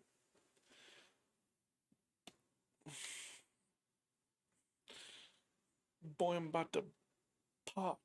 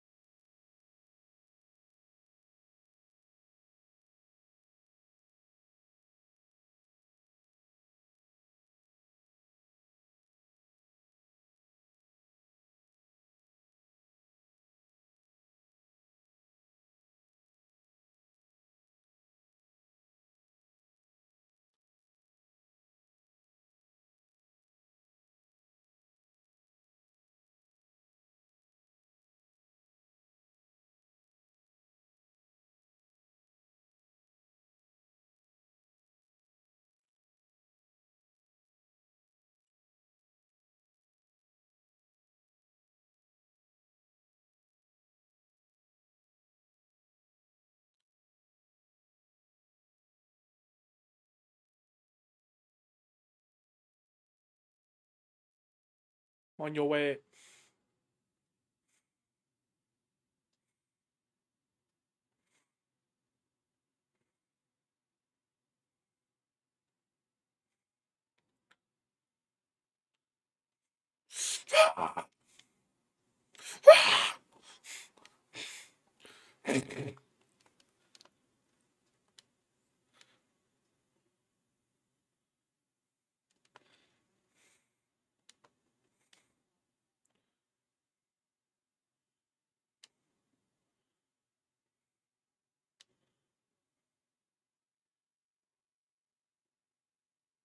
It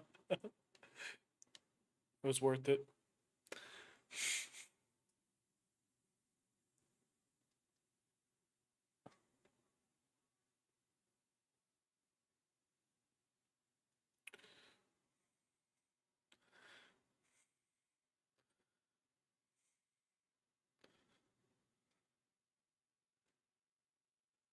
There goes all of my reading. Gone in one moment.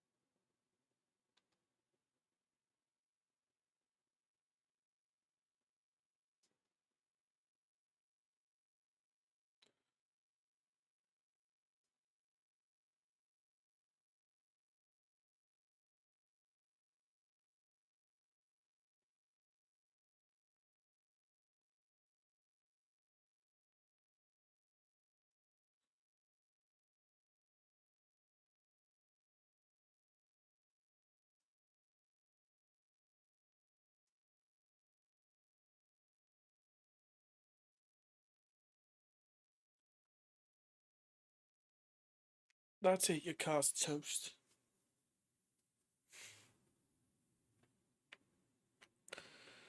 I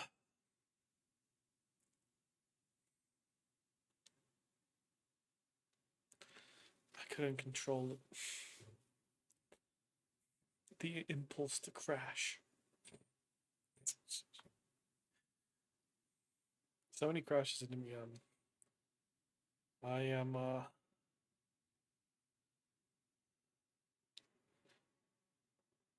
oh sorry.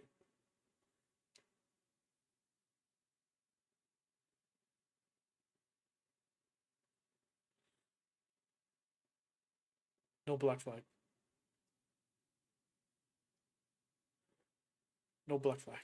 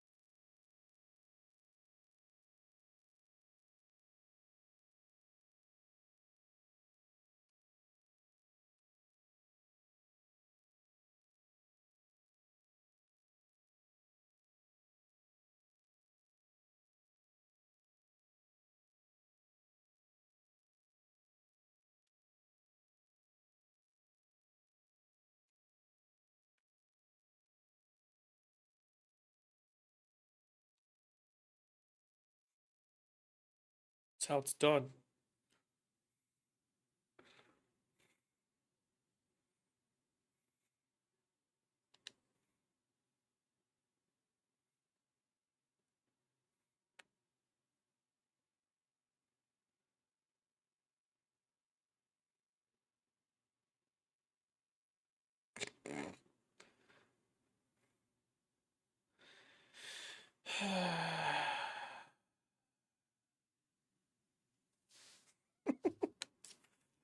That was so stupid.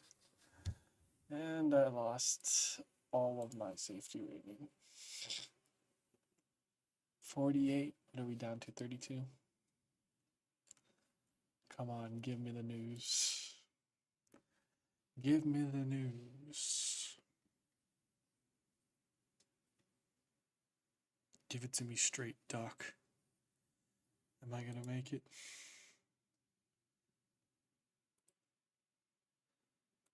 Come on, come on, come on. Come on, come on, come on. Oh no! No! Oh. Why? Why? I couldn't. I couldn't say no.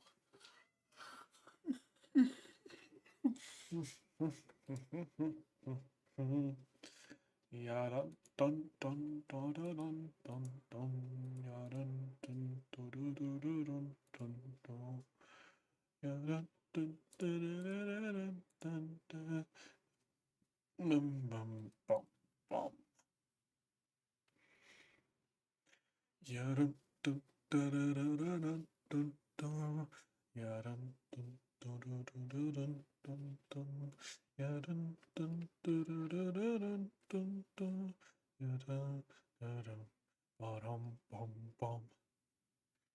Ding ding ding ding ding ding ding ding ding ding ding ding ding ding. Whoa.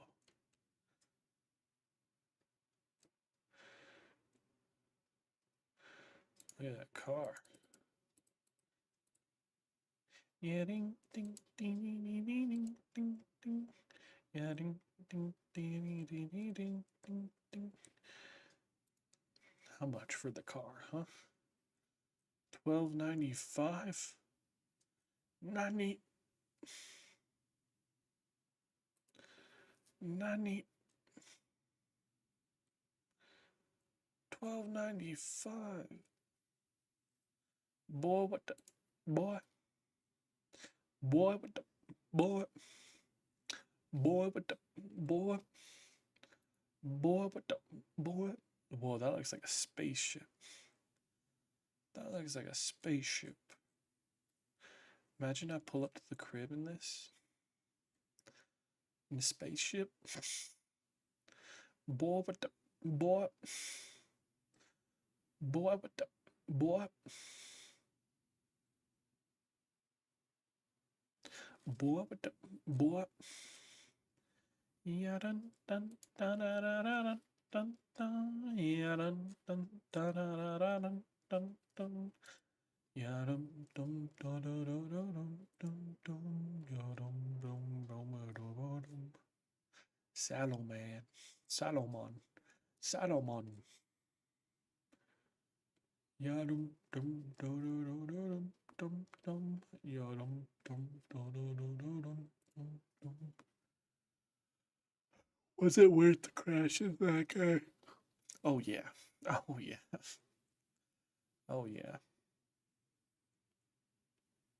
Oh yeah. No regrets. I can get that rating back, but it'll take some time, but yeah dum dum dum dum dum dum yeah dum dum dum dum dum dum.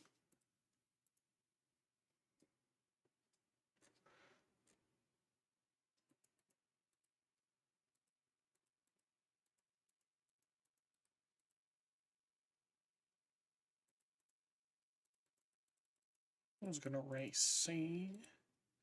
Who's gonna race? Yes, see? Ya dum dum do do do do dum dum dum. Ya dum dum do do do do dum dum dum.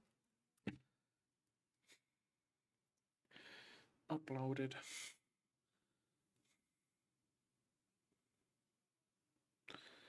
Trust.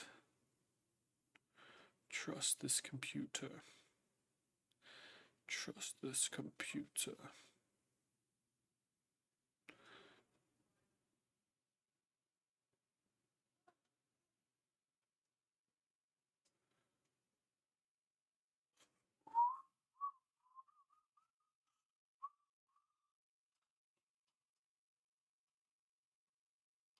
Sorry, guys. This is gonna be not entertaining.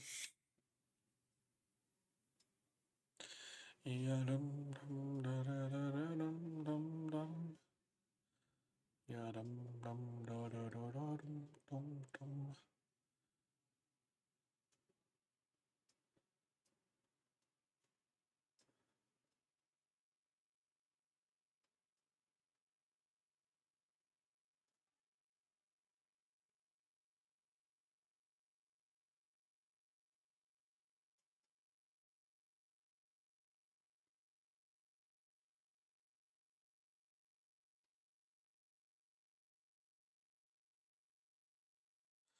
Ya dum dum da da da da dum dum. I'm playing Clash Royale. I'm playing twos right now. Try to narrate. They just put down the ramming, battering ram. My ally has put down his Skull King. We have successfully destroyed the battering ram and its users. There's a glacial dude on the left and a musketeer on the left. Our skeleton knight is pushing up, but he's been countered by two skeletal dragons. They are approaching the turret. They get a couple of shots off. So far, we are being outdamaged. But the good news is we have an elixir in the back. A golem is placed, and a cannon is placed. Ice spirit on the golem. Musketeer down. Spirit dragon. Golem breaks down in two. Lightning spell is put down. All of the wave has been cleared except for a spirit dragon. Our elixir is steadily collecting elixir in the back. There's been no fireballs. I even placed a secondary. Hog Rider coming down on the right side from the enemy team. However, we have placed a skeletal bomb tower. A skeleton with a bomb. Bomb skeleton is on the left. They made a connection with the Skeleton King.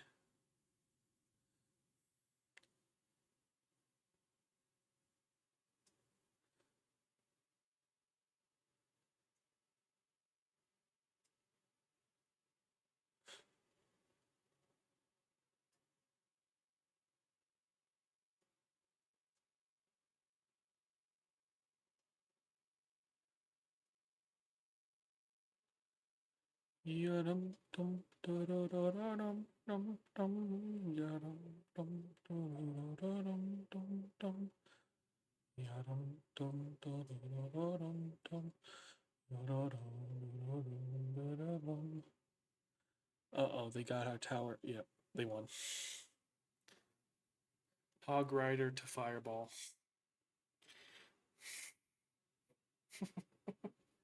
And my teammate emoted.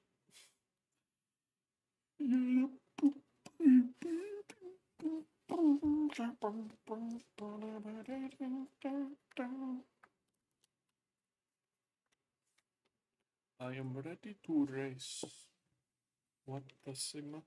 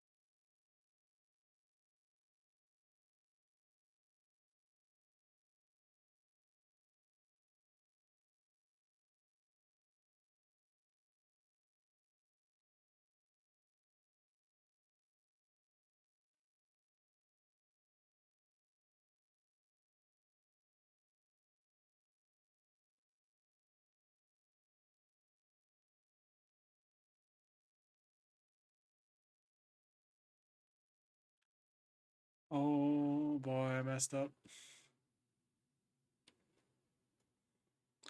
I zigged when I should have zagged.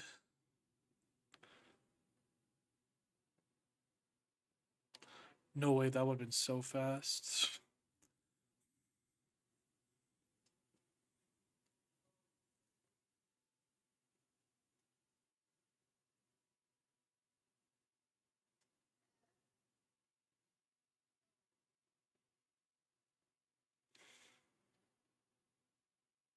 Oh, am I fast or what?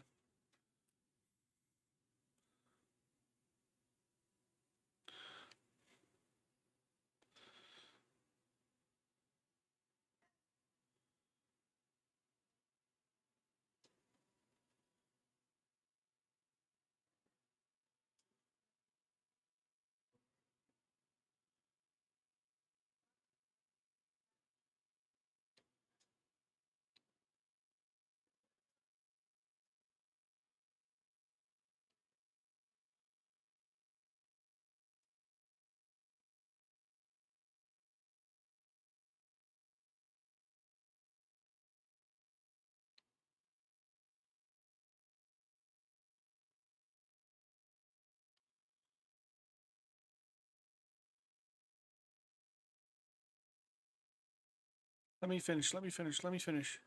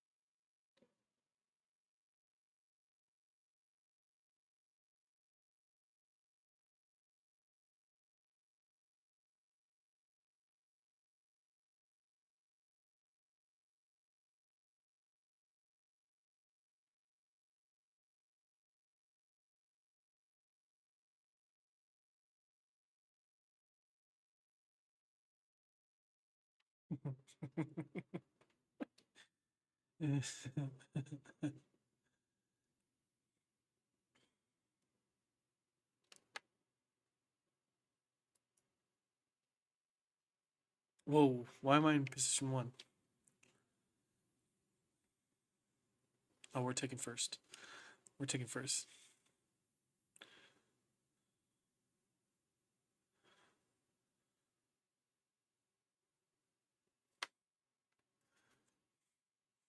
Shut your mouth over.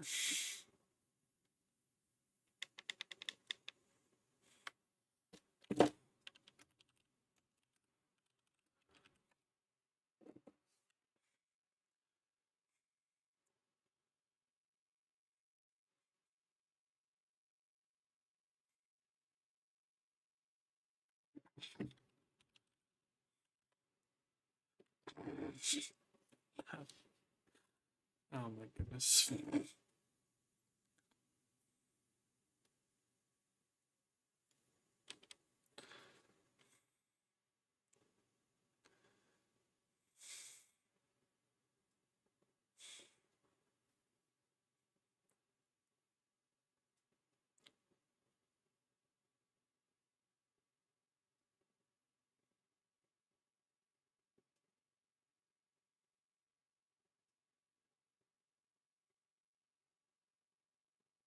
I've never been positioned this high up.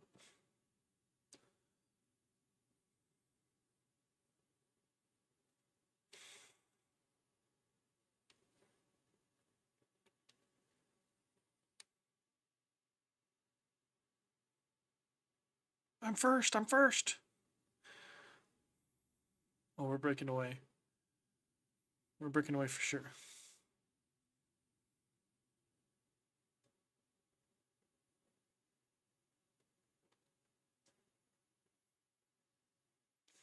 Yeah, we're breaking away for sure.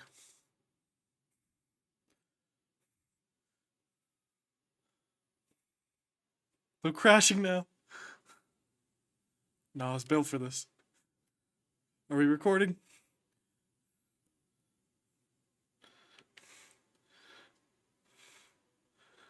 Oh, snap.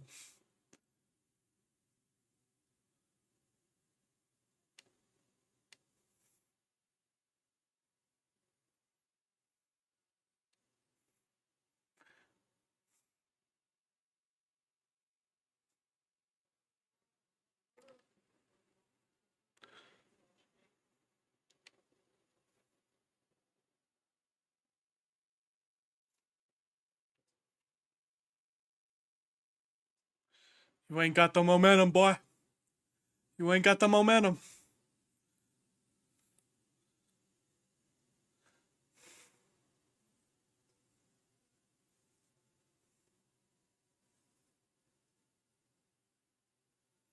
Still a lot of...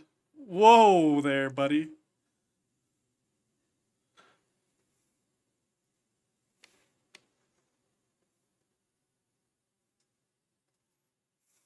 Guess it's just gonna be you and me at this race.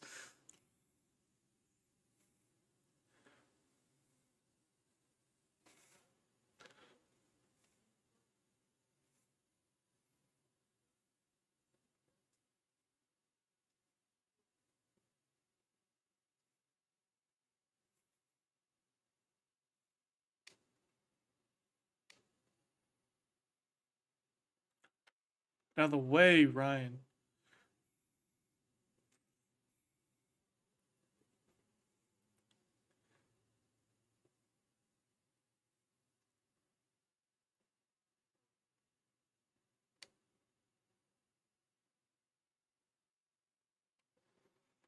Come on, I gotta break away right now.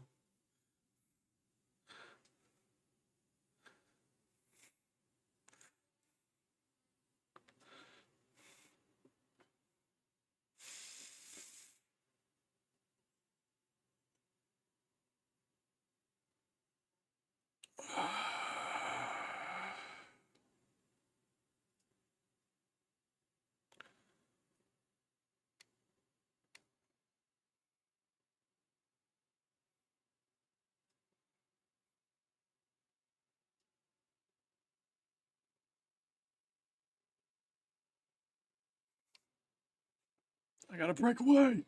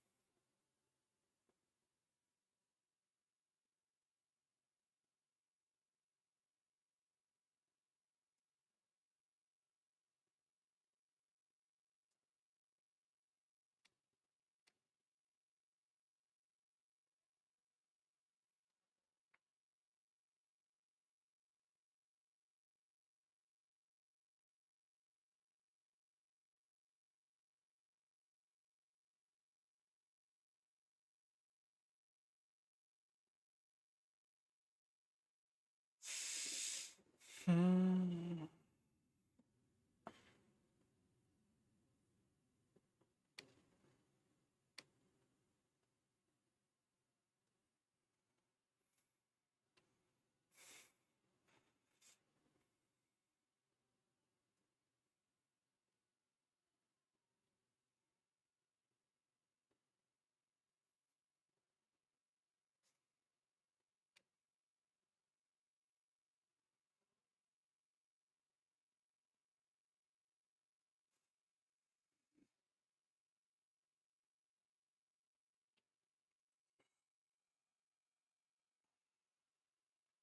Time to bring home the bacon.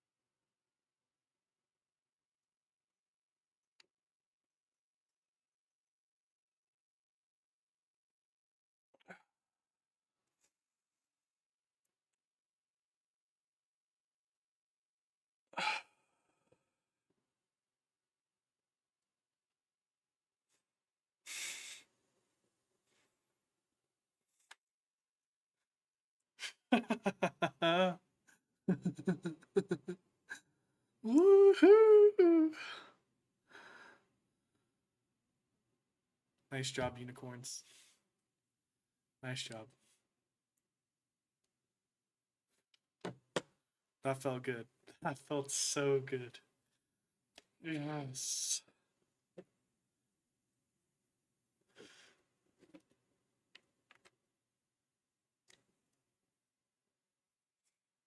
Yeah.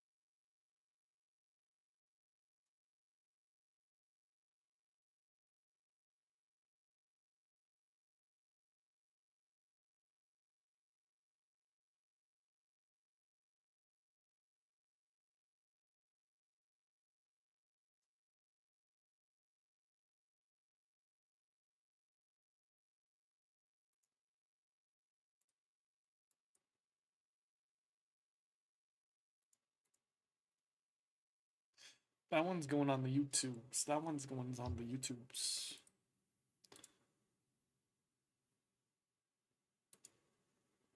Let's see if we can get a cinematic shot.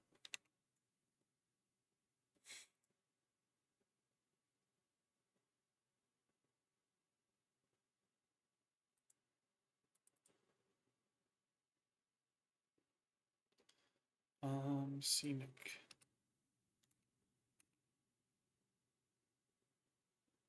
OBS.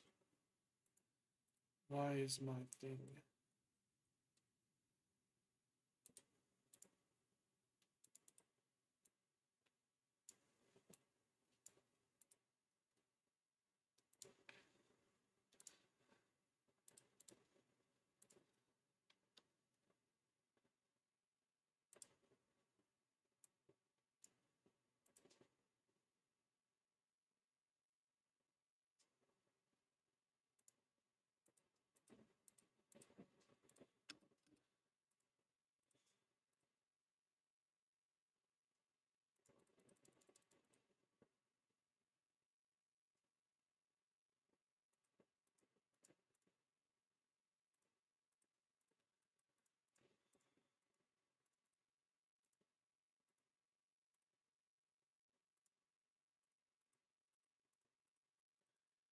Come on, guys.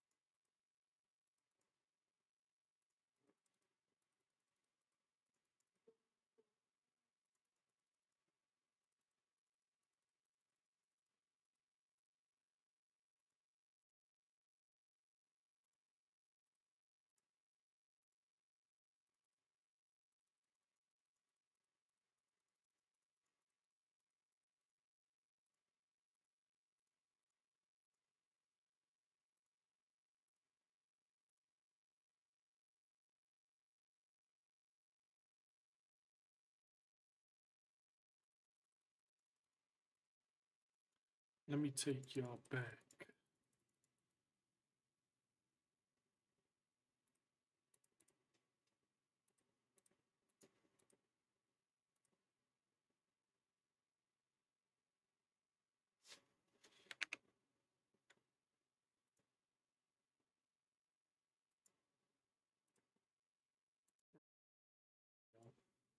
Okay? Because there's no audio.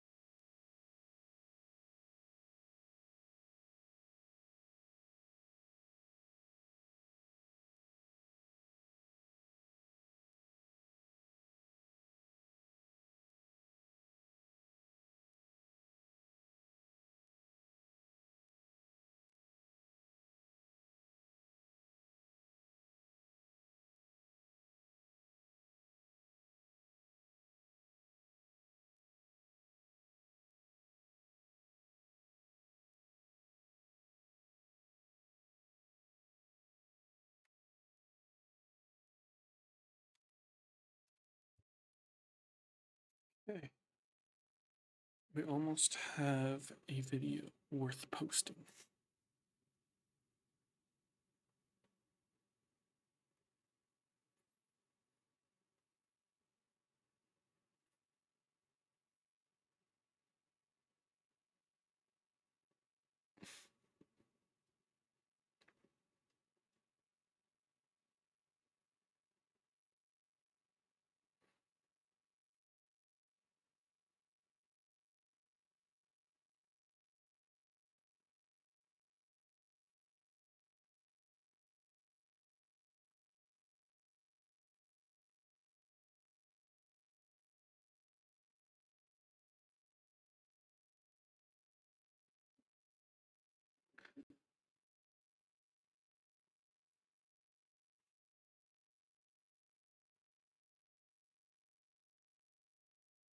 This is crazy.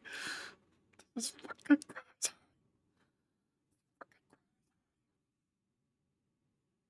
If you guys could see the match that I'm in right now in Clash Royale, it's crazy. It's a really good game. Like you guys would actually want to watch this. It's crazy. We might lose it though. Yeah, we lost it. They played good. Like they played together good. Okay, let's get to do some editing.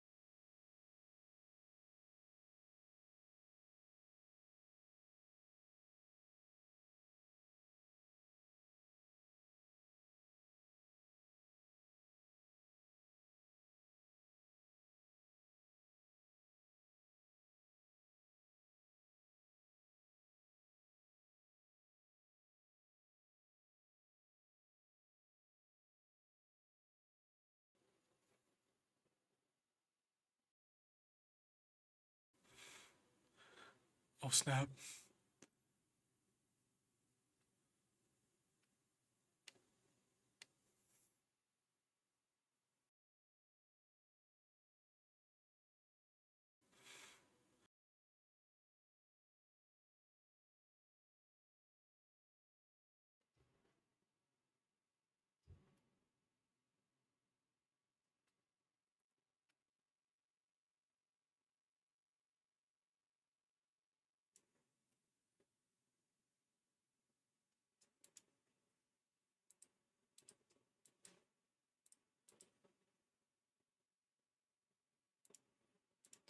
What is happening?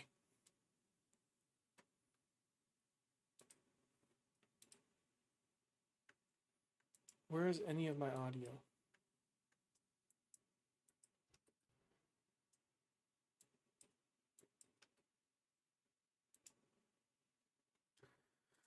Guys, I don't know what to do. I don't think we're gonna post this YouTube video. We're gonna post it raw, just this. Oh snap.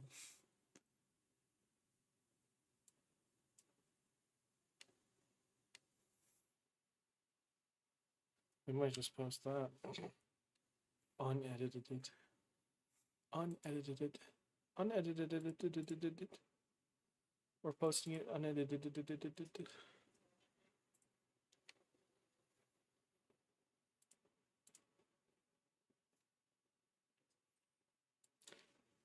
With no thumbnail. You ain't got the momentum, boy. You ain't got the momentum. Let's do a scenic shot. And then we get image. Still a lot of. Whoa there, buddy.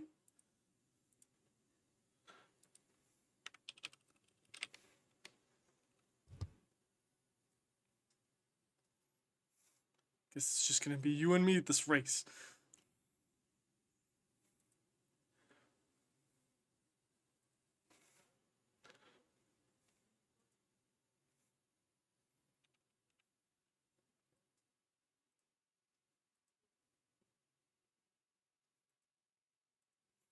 Instead of a silver, it's gonna be gold. Let's go. Out of the way, Ryan.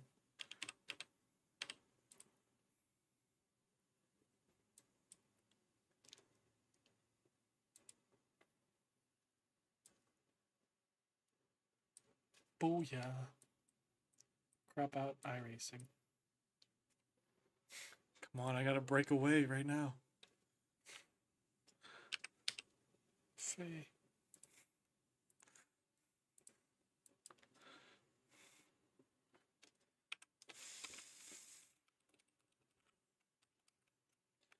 First place.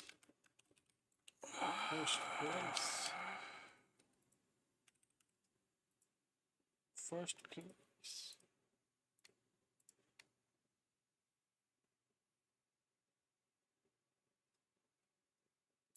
No, this ain't made. This ain't made for kids. Okay. This ain't made for kids. Okay. I gotta break Put the kids away. away. Put the kids away. I think that's all, folks. I didn't expect to get first today. I did. If you told me I was getting first today, I'd be like, you are out of your mind. But then they put me in grid 2. They put me in position 2. And then, of course, I already know this. I already know this.